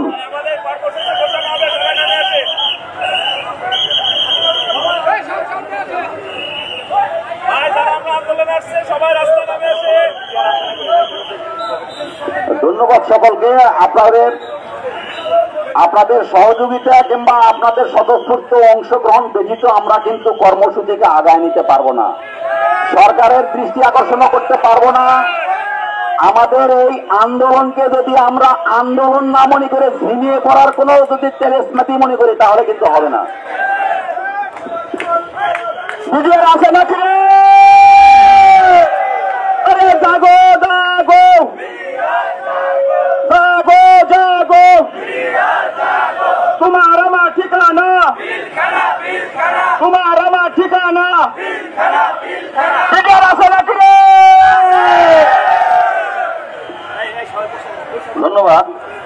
পর্যায়ে আমাদের বিডিআর কল্যাণ পরিষদের সম্মানিত সভাপতি তিনি আমাদের মাঝে আমাদের পরবর্তী কর্মসূচির ব্যাপারে দিক নির্দেশনামূলক এবং আমাদের আলটিমেটামের ব্যাপারে দিক নির্দেশনামূলক বক্তব্য রাখার জন্য সবিনয় বিনীত অনুরোধ করছি।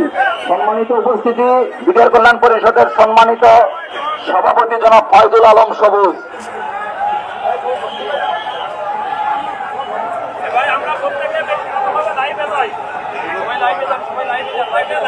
সকলকে লাইভে যাওয়ার জন্য অনুরোধ করছি, সকলকে লাইভে যাওয়ার জন্য অনুরোধ করছি, সকলকে লাইভে যাওয়ার জন্য অনুরোধ করছি, সকলকে লাইভে যাওয়ার জন্য অনুরোধ করছি।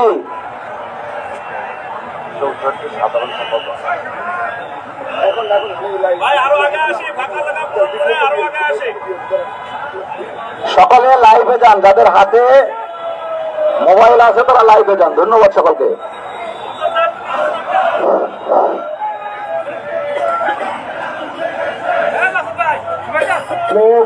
সকলে মিছিল বন্ধ করুন, মিছিল বন্ধ করুন।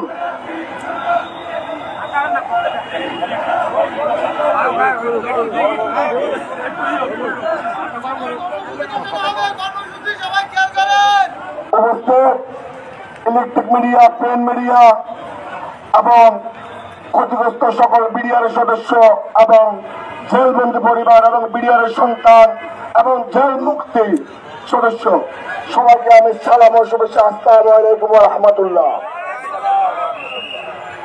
আর কোনো ভেদাভেদ নয়, আমরা ঐক্য করেছি। আপনাদের তৃণমূল থেকে আমাদের ঐক্য চেয়েছেন, আমরা ঐক্য করেছি, কিন্তু এখন আন্দোলনের বেগবান আপনারা আমাদেরকে দিতে হবে। আমি বলবো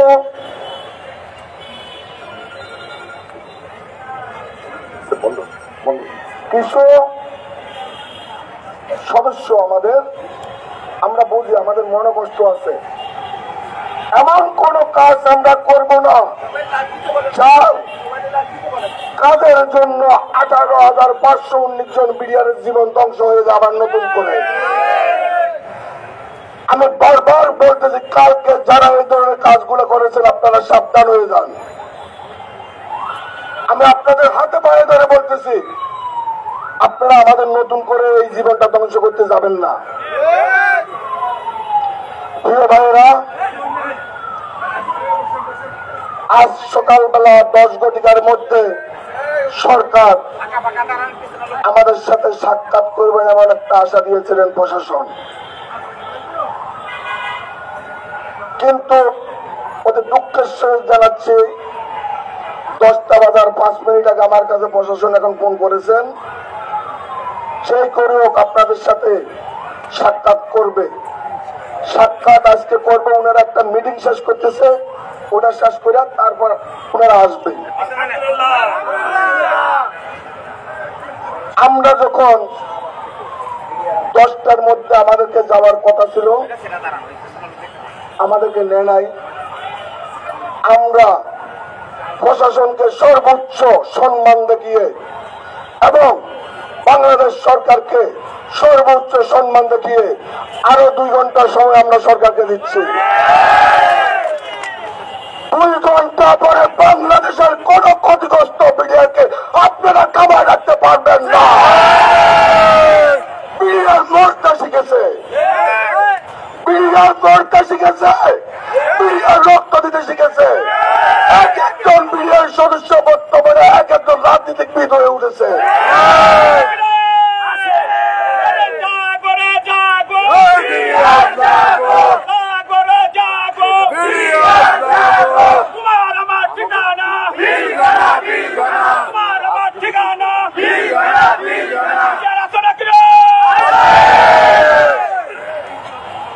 আমরা বুঝতে পারছি না কার ভয়ে আপনারা, কার ভয়ে ক্ষতিগ্রস্ত বিডিআর সাথে সাক্ষাৎ করছেন না।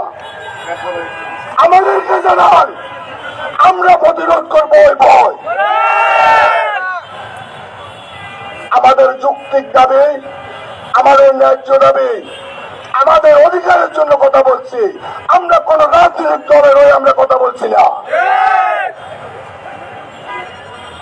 আপনারা কি কোন প্রকারে আপনারা রোহিঙ্গাকে মানুষ মনে করতেছেন, বাংলাদেশে জন্মগ্রহণ করা বিডিআর আপনাদের কি মানুষ বলে গণ্য হচ্ছে না? এই পর্যন্ত আমি চ্যালেঞ্জ দিয়ে বলবো বাংলাদেশ সরকারকে, এই বিডিআর সদস্য থেকে যদি কাউকে দেশের কোন অপ্রীতিকর ঘটনার সাথে যদি জড়িত হয়ে থাকেন আমাদেরকে লিস্ট দেন। মানবতার জীবন যাপন করার পরও কেউ কোনো বাংলাদেশের বিরুদ্ধে বা কোনো অপপ্রচারে বা অপকর্মে জড়িত হয় নাই। এই শান্ত প্রিয় বিডিআরকে ক্ষতি করার চেষ্টা করবেন না, ক্ষিপ্ত করার চেষ্টা করবেন না। এই শান্ত প্রিয় বিডিআর যদি একবার ক্ষিপ্ত হয় তাহলে কিন্তু সামাল দিতে পারবেন না। আমি অনুরোধ করে বলছি, আপনারা ধৈর্য সহকারে শুনুন। আমরা যখন সরকার থেকে এখন ফোন পেয়েছি ঠিক 12টা বাজে, আজকে দুপুর 12টার সময়, আমরা যদি কোনো সুস্থ সমাধান না পাই আমরা যমুনার অভিমুখে কর্মসূচি আমরা ঘোষণা করলাম। কর্মসূচি আপনাদের জীবন দিতে প্রস্তুত, মৃত্যুবরণ করতে প্রস্তুত? যদি প্রস্তুত হয়ে থাকেন আমি যে কথাটা বলবো তাহলে আমার সাথে সাথে প্রত্যেকে বুকে হাত দিয়ে এই কথাটা শপথ করবেন, বুকে কোরআন ধারণ করে প্রত্যেকে বুকে হাত দেন, বুকে হাত। আমি শপথ করেছি যে আমার বুকে কোরআন নিয়ে কায়নাতের মাধ্যমে স্পর্শ করে মুসলমান হিসেবে ওয়াদা করছি আমাদের উপর কোন প্রকার হামলা বা অত্যাচার যদি আসে আমরা পিছনে হটবো না। আমরা যেদিকে যাই না কেন কোথাও রাস্তার মধ্যে আমরা বসে থাকবো না। প্রত্যেকে আমরা প্র্যাকটিক্যালি মাঠে থাকবো। আমরা এই মর্মে কোরআন শপথ করে জানাচ্ছি, আমরা মুসলিম, আমরা মুসলমানের যে ইমানকে আমরা মজবুত করে এই শপথ করে আজকের মতো আমরা কর্মসূচি ঘোষণা শেষ করলাম। বিডিআর জিন্দাবাদ, বিডিআর জিন্দাবাদ।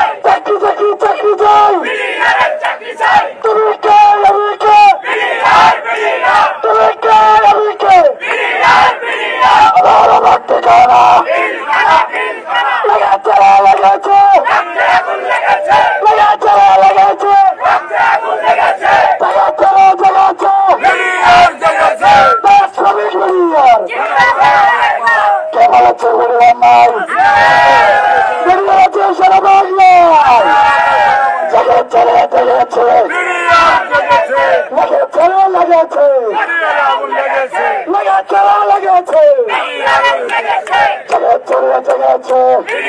লেগেছে বাতিল বাতিল বাতিল চাই পাক্কা বাজার বাতিল চাই বাতিল বাতিল বাতিল চাই বাতিল বাতিল বাতিল চাই চাকরি চাকরি চাকরি চাই চাকরি চাকরি চাকরি চাই তুমি কে আমি কে তোমার আমার ঠিকানা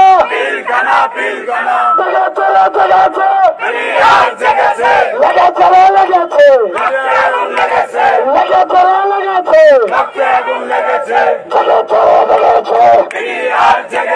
তুমি কে আমি কে তোমার আমার ঠিকানা তোমার আমার ঠিকানা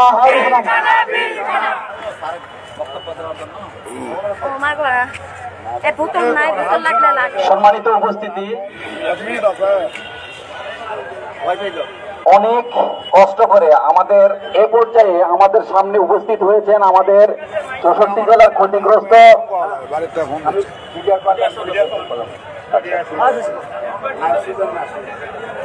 তো আমাদের নায়ব সুবেদার নাসির স্যার, তিনি আপনাদের সকলের উদ্দেশ্যে সংক্ষিপ্ত বক্তব্য রাখবেন। সকলে আপনারা তার বক্তব্য শুনবেন এবং কার্যকরী করার চেষ্টা করবেন। ধন্যবাদ। সম্মানিত উপস্থিতি, সম্মানিত নাসির স্যার। বিসমিল্লাহির রহমানির রহিম।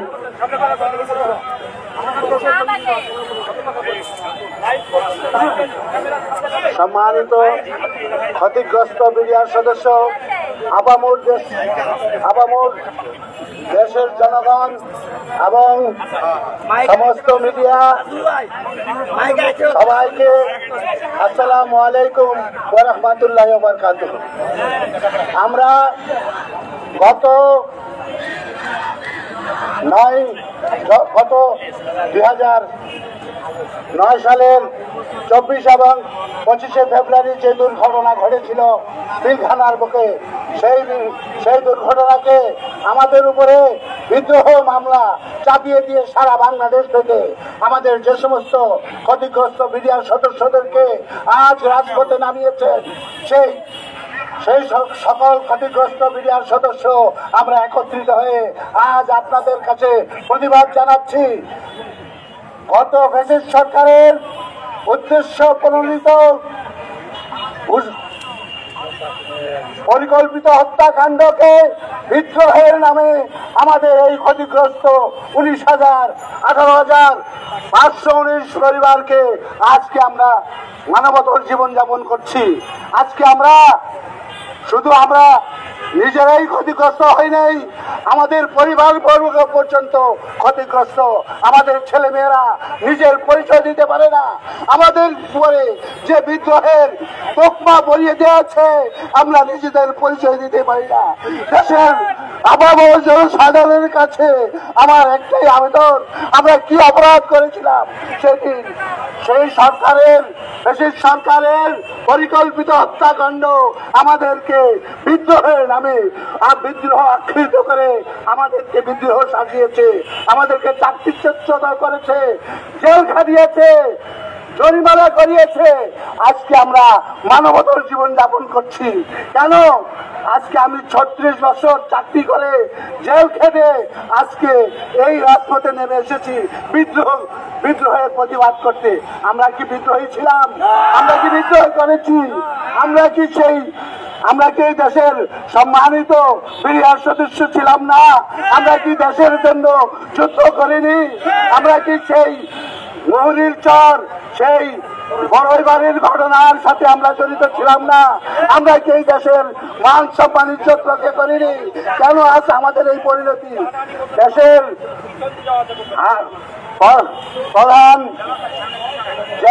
প্রধান উপদেষ্টা মাননীয় মুনির সাহেবকে আমরা অনুরোধ জানাচ্ছি, আপনি একজন বিশ্বের শান্তির মডেল, আপনি আমাদের উপরে সেই শান্তি প্রতিষ্ঠা করুন, আমাদের বিডিআরকে শান্তি ফিরিয়ে দিন, আমাদের এই মানবতার জীবনকে আমাদের এই মানবতার জীবনকে শেষ করে আমরা যেন আমাদের পূর্বের মান সম্মান ফিরে পেতে পারি, সেই সুযোগটুকু আমাদের করে দিন। আপনার প্রতি অনুরোধ, আপনি একজন বিশ্বের শান্তির মডেল, আপনি একজন বিশ্বের সবচেয়ে শান্তিপ্রিয় এবং সম্মানিত ব্যক্তি, আমরা চাই আপনাকে মাথার উপরে রাখতে। স্বরাষ্ট্রমন্ত্রী সাহেব, আপনাকে স্বরাষ্ট্র উপদেষ্টা সাহেব, আপনিও একজন সেনাবাহিনীর প্রধান, আপনিও একটা সেনাবাহিনীর চাকরি করেছেন, আমরা জানি লাল কুকুর শিয়ালের ভাই। আপনারা আমাদেরকে কি বারবার করে কি আশ্বাস দিচ্ছেন, কেন আমাদেরকে আগে এই রাজপথে নামিয়েছেন? আপনি কি পারেন না আমাদেরকে এই চাকরিতে পুনর্বহাল করে আমাদের ক্ষতি, যে সমস্ত ক্ষতি সাধন হয়েছে সেগুলোকে আমাদেরকে ফিরিয়ে দিতে? আপনি কি পারেন না? আপনার কাছে তো সমস্ত ক্ষমতা, আপনি ক্ষমতার কেন অপব্যবহার করতেছেন? আপনারা কিছু সংখ্যক সেনা অফিসাররা আজকে আমাদের প্রতি এই নির্যাতনগুলো চালাতেছেন, আমরা তো জানতেছি। তারপরও আপনাদের প্রতি আমাদের অনুরোধ, আপনারা আমাদের সেই শান্তি ফিরিয়ে দিন, আমাদেরকে এই রাজপথ থেকে ফিরে যাওয়ার সেই সুযোগটুকু করে দিন। আমাদেরকে না হয় মেরে ফেলুন, আমরা বাঁচতে চাই না, ওই মেরে ফেলুন, না হয় আমাদের শান্তি আমাদেরকে ফিরিয়ে দিন, আমাদের চাকরি ফিরিয়ে দিন, আমাদের ক্ষতিগ্রস্ত যারা যে পর্যন্ত ক্ষতি হয়েছে আমাদের সেই শান্তিগুলো আমাদেরকে ফিরিয়ে দিন। এই বলে আমার বক্তব্য আমি এখানে শেষ করছি। আমি সবচেয়ে বয়স্ক এবং বয়োজ্যেষ্ঠ এই বিডিআর সদস্য, আমি আজও বেঁচে আছি। আমি শুধু দেখার জন্য সেই দিনটি কোন দিন আমাদের জীবন থেকে আমাদের কলঙ্ক মুছে যাবে, আমাদের চাকরি আমরা ফিরে পাবো, আমরা সেইটাই চাচ্ছি। মাননীয় প্রধান উপদেষ্টা সাহেব, আপনার প্রতি অনুরোধ, মাননীয় স্বরাষ্ট্র উপদেষ্টা সাহেব, আপনার প্রতি অনুরোধ, আপনি আমাদের সাথে দেখা করুন, আমাদেরকে সুযোগ দিন, আমাদের চাকরির ব্যবস্থা করে দিন, আমাদের পুনর্বাসনের ব্যবস্থা করে দিন। আমরা অনেক কষ্টে আছি, আমাদের কষ্টগুলো জানার চেষ্টা করুন, বোঝার চেষ্টা করুন। আপনার প্রতি অনুরোধ, আমরা কিন্তু সেনাবাহিনীর যে ট্রেনিং, আমরা সেই ট্রেনিং করেছি, আমরা সেই সৈনিক, আমরা সকল অস্ত্র চালাতে জানি, কিন্তু আমাদের এই দেশের মধ্যে এই পর্যন্ত আমাদের কোনো বিডিআর সদস্য কোনো প্রকার অন্যায়ের সাথে জড়িয়েছে কিনা আপনারাই বলুন। আমরা কোনো প্রকার অন্যায় চাই না, আমরা চাই দেশের মধ্যে শান্তি শৃঙ্খল ভাবে বেঁচে থাকতে। আমরা শান্তি শৃঙ্খল বাহিনীর একজন সদস্য, আমাদেরকেও সেই শান্তি শৃঙ্খলা মতো বেঁচে থাকবার তো দান করুন, আমাদের দেশের সুযোগ দিন। এই পর্যন্ত আমার বক্তব্য আমি এখানেই শেষ করলাম। আসসালামু আলাইকুম ওয়া রাহমাতুল্লাহি ওয়া বারাকাতুহু।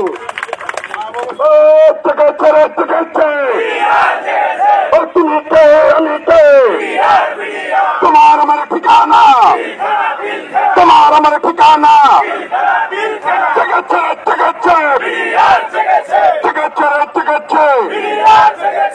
এ পর্যায়ে বক্তব্য রাখবেন জনাব হাবিলদার মাহবুব। বিসমিল্লাহির রহমানির রহিম। বিডিআর কল্যাণ পরিষদের ব্যবস্থাপনায় জাস্টিস ফর বিডিআরের ব্যানারে আমাদের চলমান আন্দোলনের তৃতীয় দিনে উপস্থিত সকল ক্ষতিগ্রস্ত সাথী ভাই, সবাইকে সালাম। আসসালামু আলাইকুম ওয়া রাহমাতুল্লাহি ওয়া বারাকাতুহু। আপনারা এখানে যারা উপস্থিত হয়েছেন, এখন যদি কাউকে গুলিস্তান পাঠানো হয়, দেখা যাবে আমাদের লোক গুলিস্তান মার্কেটিং করতেছে। আমি মনে করি অত্যন্ত লজ্জার বিষয়, যদি আপনি এখানে আন্দোলনে সক্রিয়ভাবে অংশগ্রহণ না করেন, আপনি আন্দোলন স্থানের বাইরে থাকা আর বাড়িতে থাকা সমান। আমি সকল সাথী ভাইকে বিনীত অনুরোধ করবো, আপনারা আশেপাশে যারা আছেন সবাই এই সভাস্থলে চলে আসুন, যারা দূরে আছেন তারা একত্রিত হন। আমাদের পরবর্তী কর্মসূচি কিছুক্ষণের মধ্যে শুরু হবে। আমি দুইটি কথা বলবো। প্রথমত, 2009 সালে আমরা ক্ষতিগ্রস্ত হওয়ার পর থেকে দীর্ঘ 16 বছর আমরা মানবতার জীবন যাপন করছি, কিন্তু এই বিডিআর এক বেলা খেয়ে আরেক বেলা না খাইলো এই পর্যন্ত বিডিআর এমন কোনো কাজ করেনি যা বাংলাদেশে এই ক্ষতিগ্রস্ত বিডিআরকে নিয়ে কেউ কথা বলতে পারে। আমি সকল সাথীদের কাছে একটা কথাই বলবো, আপনারা যদি এটা মনে করেন যে আপনারা 16 বছর পরে বাহিনীতে আবার যোগদান করবেন, তাহলে শৃঙ্খলার পরিচয় আপনাদেরকে দিতে হবে। আপনারাই প্রমাণ করতে হবে যে 16 বছর পরেও আমরা ইউনিফর্মের বাইরে থাকলেও আমরা 16 বছরে আমাদের যে মৌলিক ট্রেনিং আমরা ভুলে যাইনি। এখনো আমরা ডিপার্টমেন্টে সেই আগের মতোই চাকরি করার মতো যোগ্যতা রাখি, সেটা আপনাদেরকে প্রমাণ করতে হবে। তাই আমি মনে করি প্রতিটি কাজ, প্রতিটি পদক্ষেপ আমাদের আন্দোলনের প্রত্যেকটি অংশে শৃঙ্খলা থাকবে, অবশ্যই সুশৃঙ্খল ভাবে কাজ করতে হবে। একটা কথা মনে রাখবেন, যখন বৃষ্টি টিপ টিপ করে পড়ে মানুষ তখন দৌড়ায় গাছের নিচে, ঘরের নিচে। এই লোকটা যখন ভিজে যায় তখন আর তার বৃষ্টির ভয় থাকে না। আমরা ভিজে গেছি, আমাদের আর ভয় নাই। আমরা মরে গেছি, আমাদের আর মরার ভয় নাই।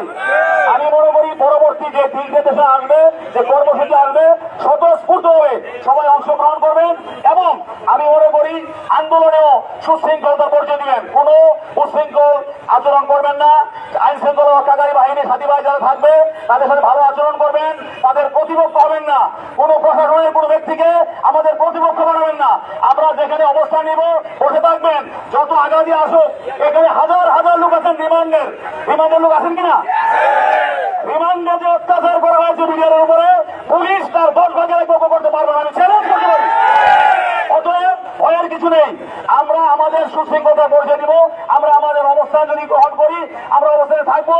যদি তারা আমাদের উপরে অন্যায় আচরণ করে, সেটা বিশ্ব দেখবে, দেশ দেখবে, জাতি দেখবে। কিন্তু আমরা কোনো খারাপ আচরণ তাদের উপর করবো না। আমি সবাইকে বলবো পরবর্তী পদক্ষেপের জন্য তৈরি হন। যে কোনো আদেশ আসলে খুব ত্বরিত দ্রুত গতিতে সে আদেশ বাস্তবায়নের চেষ্টা করবেন, সেই আহ্বান রেখে আমি আমার বক্তব্য শেষ করছি। আসসালামু আলাইকুম ওয়া রাহমাতুল্লাহি ওয়া বারাকাতুহু।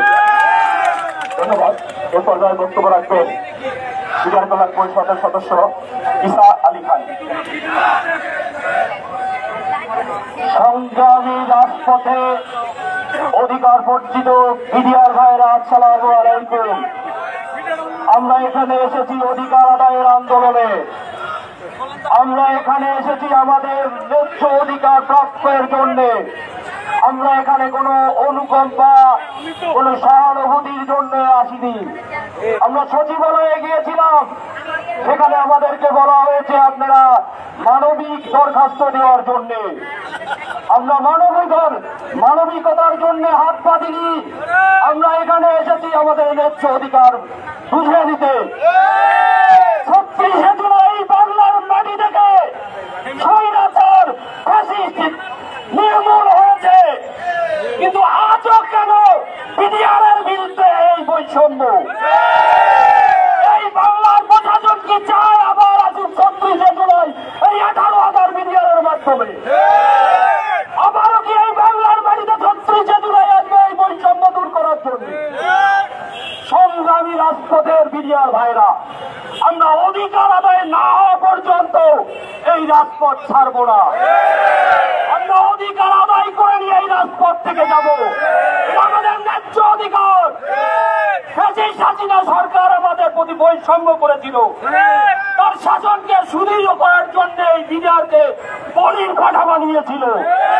কিন্তু আজও কাই বাংলার মাটিতে বৈষম্য দিয়ে রাখতে চায়?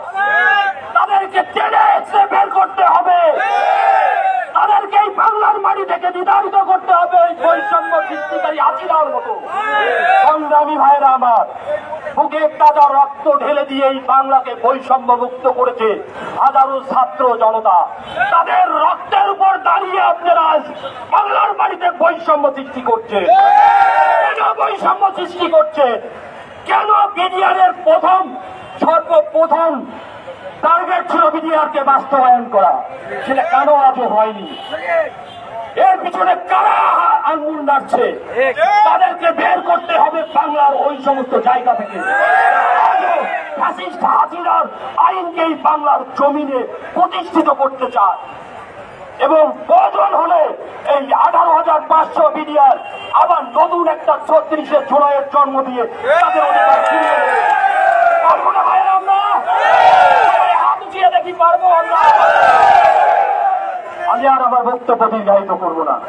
সবাইকে এই রাজপথে থেকে অধিকার আদায়ের সংগ্রামী আন্দোলনে একাত্মতা ঘোষণা করে আমি আমার বক্তব্য শেষ করছি। আসসালামু আলাইকুম ওয়া রাহমাতুল্লাহ। এই বিডিআর আছে নাকি?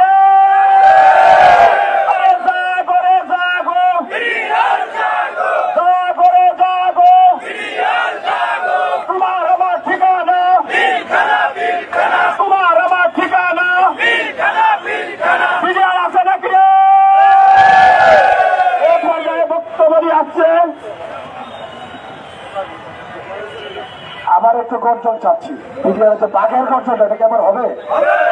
আমার হবে নাকি? আছে নাকি?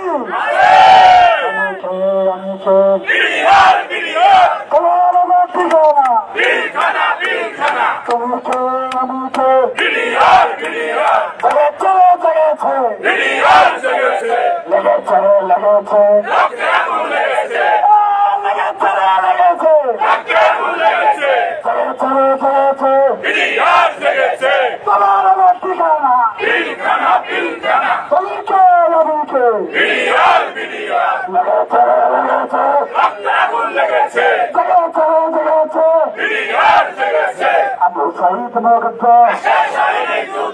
আবু সাইদ মুগ্ধ, তোকে আমি কে তোমার আমার ঠিকানা বাতিল বাতিল বাতিল চাই, বাতিল বাতিল বাতিল চাই, প্রজ্ঞাপনের মদারা বাতিল চাই, বাতিল চাই, বাতিল বাতিল বাতিল চাই, বাতিল বাতিল বাতিল চাই, চাকরি চাকরি চাকরি চাই, তুমি কে আমি কে লেগেছে লেগেছে তোমার আমার ঠিকানা বাহানা করিস তারে, বলাই বলিস তারে, বাহানা করিস তারে, বলাই বলিস তারে, তুমি কে আমি কে দালালিদের রাজপথ, দালালিদের রাজপথ, তুমি কে আমি কে তার আমার ঠিকানা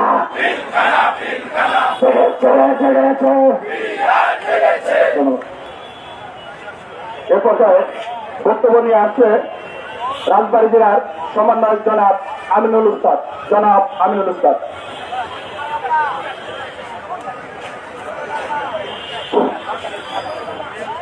সংগ্রামী সহযোদ্ধা ভাইরা, আজকে আমরা এখানে উপস্থিত হয়েছি আপনারা সবাই জানেন, কিন্তু আমার একটা দুঃখ লাগে, সেটা হচ্ছে আমরা যতগুলো আন্দোলন করেছি, আমরা যে পরিমাণ লোক এখানে আসি, এই জায়গা থেকে আওয়াজ তুলে ওই গুলিস্তান শোনা যাবে, এই জায়গা থেকে আওয়াজ তুলে গুলিস্তান শোনা যাবে, কিন্তু আমরা কেন মুখ বন্ধ রাখি?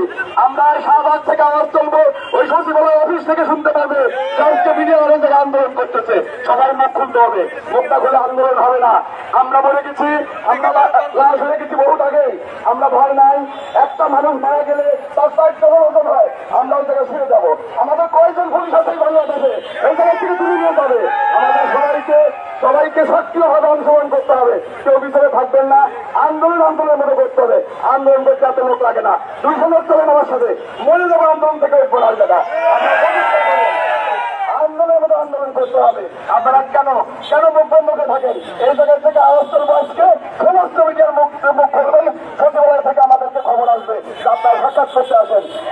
আমি বেশি কিছু বলবো না, আমি নায়ক সহকারী মোহাম্মদ আমিনুল ইসলাম, রাজবাড়ী জেলা সমন্বয়ক। আমি আপনাদেরকে আহ্বান করছি, এই সংগ্রাম থেকে আপনারা কেউ পিছপা হবেন না। এবারের সংগ্রাম শেষ সংগ্রাম, এবারের সংগ্রাম বিজয়ের সংগ্রাম, আমরা বিজয় না নিয়ে পরে ফেলবো না। তাই আপনাদেরকে সবাই আহ্বান করছি, আপনারা কেউ টাকা ছাড়বেন না আপনাদের অধিকার আদায় না হওয়া পর্যন্ত। ধন্যবাদ। এই পর্যায়ে বক্তব্য নিয়ে আসছে রিয়াদ ভাই। রিয়াদ ভাইকে সঙ্গে বাঁচারে কথা বলার অনুরোধ করছি। রিয়াদ। আসসালামু আলাইকুম ওয়া রাহমাতুল্লাহি ওয়া বারাকাতুহু। আমরা কি পূর্বে আরেকটা শব্দ আছে, আমরা মজলুম।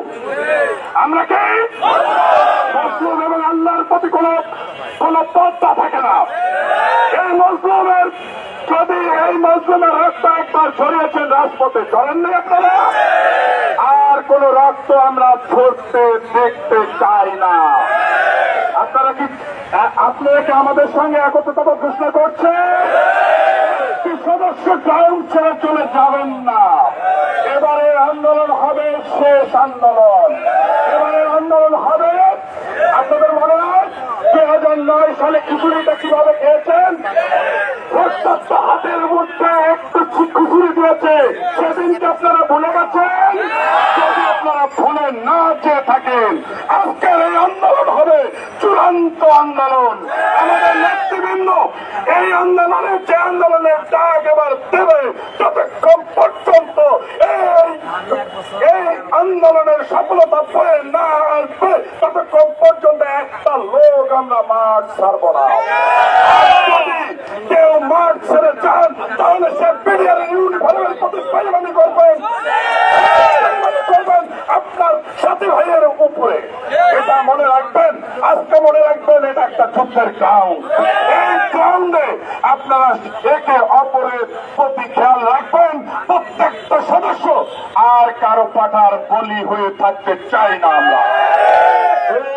তুমি কে, আমি কে, লেগেছে লেগেছে লেগেছে লেগেছে আমার ঠিকানা এই পিলখানার। এই যত ভাই আমার আছেন ডানে বামে যারা এখনো ঘুরছেন, আপনারা এই মাঠে চলে আসুন। 3টা দিন ধরে আমাদের লোকগুলো, এই 4 দিন ধরে আজকে আমাদের লোকগুলো কি অবস্থা করছে আপনারা কি দেখেছেন? এখন আমি আমার সংক্ষিপ্ত বক্তব্য এখানে শেষ করলাম। কিন্তু ভাই, বুলেট যতই আসুক, কেউ কারো পিছ ছাড়বেন না। যতক্ষণ পর্যন্ত কমিটি কোনো সিদ্ধান্ত না দেবে, ততক্ষণ পর্যন্ত মাঠ আমরা ছাড়বো না। ধন্যবাদ রিয়াল ভাইকে। পর্যায়ে বক্তব্য নিয়ে আসছে হাবিলদার মনির মাগুরা। হাবিলদার মনির মাগুরা। বিসমিল্লাহির রহমানির রহিম। সংগ্রামীতে উপস্থিতি সুধীজন, সবাইকে আসসালামু আলাইকুম। আসলে আমরা রাজনীতি নেতা না, আমি এখানে বক্তৃতা দিতে আসিনি। আমি দুটো কথা বলবো, শুধু বাংলাদেশ সরকারকে বর্তমান যারা ক্ষমতা আছে তাদেরকে বলবো, এই বাংলাদেশে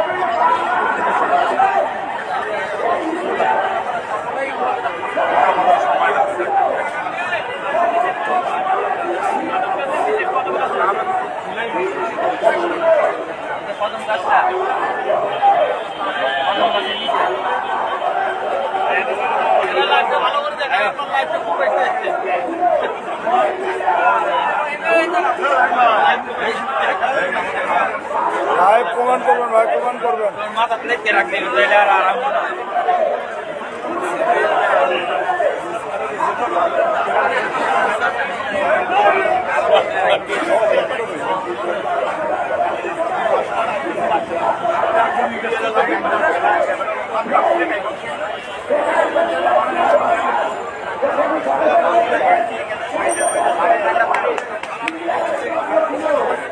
কি হয়েছিল?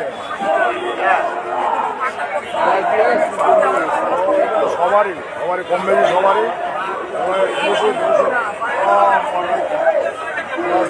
আমি তো প্রথম দেখছি আমরা একদম সবাই ব্যস্ততা আমার দেখা হয়েছে। আমি পুরো সময় কোনো কাজে পাচ্ছি এক মাস ধরে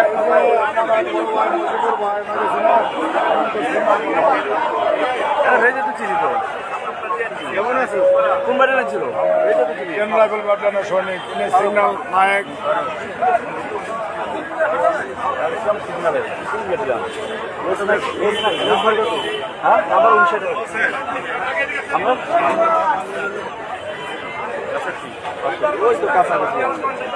অবস্থা ভালো আছেন না? আপনার সঙ্গে দেখা হলো, আমি আমার খুব একটা স্বাদও মানে ইয়ে ছিল যে আপনার সাথে দেখা করবো। দেখা হবে, ইনশাল্লাহ আবার চাকরি হইলে সবাই দেখা হবে, সবার সাথে আমি লেবু লাইটটা দেখি আমি লেবু আমি নিয়ে আসছি 1 বস্তা, ওই শহীদ মিনারে দিয়ে দিলাম 2 দিন আগে। একেবারে ভালো করছে। ওখানে ওই কয়েকজন ধরে খিচুড়ি খাচ্ছে, এটার সাথে সাথে খাচ্ছে, শরবত খাচ্ছে। আপনার চাইরালি লেবু আনছি বাড়ি থেকে। আচ্ছা, আমি নিয়ে আসছি পর্যাপ্ত ইউজ করলাম। একটা ভালো হয়েছে, ভালো সব বিডিআর খায় পুরো। এটা সব জি ওস্তাদ, আমি লাইভ আছি। আচ্ছা, আপনাকে পাইলাম না কে ওখানে?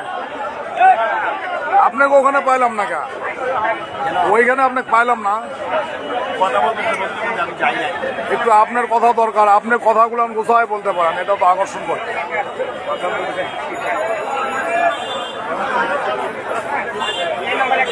আসসালামু আলাইকুম। আছেন?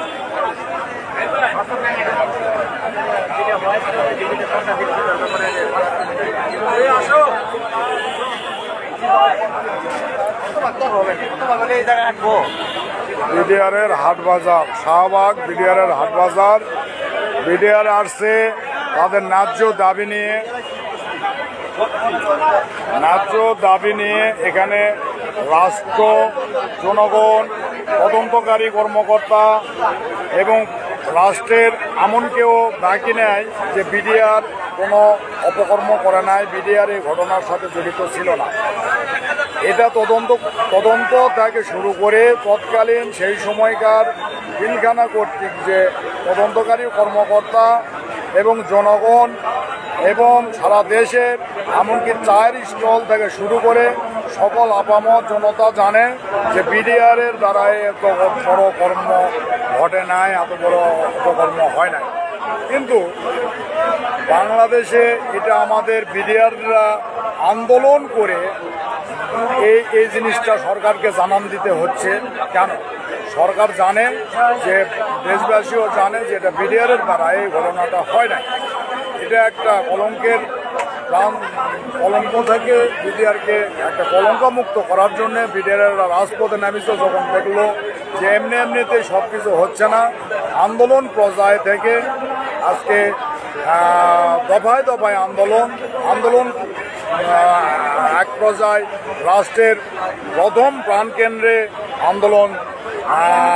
আন্দোলন থাকে আমাদের বিডিআর সদস্যরা রাষ্ট্রের সকল জায়গাতে জানান দিছে এবং বিডিআর স্বরাষ্ট্র দপ্তর থেকে শুরু করে প্রধান উপদেষ্টা দপ্তর পর্যন্ত তাদের দাবিগুলো উত্থাপন করছে এবং রাষ্ট্র একটা সময় আশ্বাস দিয়েও সে আশ্বাস রাখে নাই। মানে একটা কথা এরকম আছে যে প্রাইমারি থেকে ইউনিভার্সিটি যাওয়ার পরে আবার প্রাইমারিতে নামায় দেওয়া, তো একটা রাষ্ট্রের পর্যায়ে চলে গেছিল এই আন্দোলনটা এবং আমরা একটা আশার মুখ দেখতেছিলাম, আমরা একটা ভালো কিছু ফলাফল পাবো এই আশা নিয়ে আমরা অপেক্ষা করছিলাম। পরবর্তীতে যেটা দেখা যাচ্ছে যে রাষ্ট্রের কিছু বিগ পার্সন লোকেরা কোনো একটা পুলিশ স্টপের কারণে আমাদেরকে আটকায় দেয়। আবারও আমরা রাজপথে যে আসলে বর্তমান রাষ্ট্র আমাদের ব্যাপারটা মনে রাখছে না রাখে নাই, সেজন্য জানান দেওয়ার জন্য আমরা আবারও প্রধান উপদেষ্টার সাক্ষাৎ কামনা করছি। আমরাও দেশের নাগরিক, আমরা এদেশের মানুষ, আমরা অপরাধ করছি না করে নাই, এটা রাষ্ট্র আমাদের কাছে খোলাসা করে দিবেন এবং তদন্ত থেকে শুরু করে সকল দপ্তর আমাদের এই বিষয়টা অবশ্যই আমাদেরকে উন্মোচন করে দিবেন।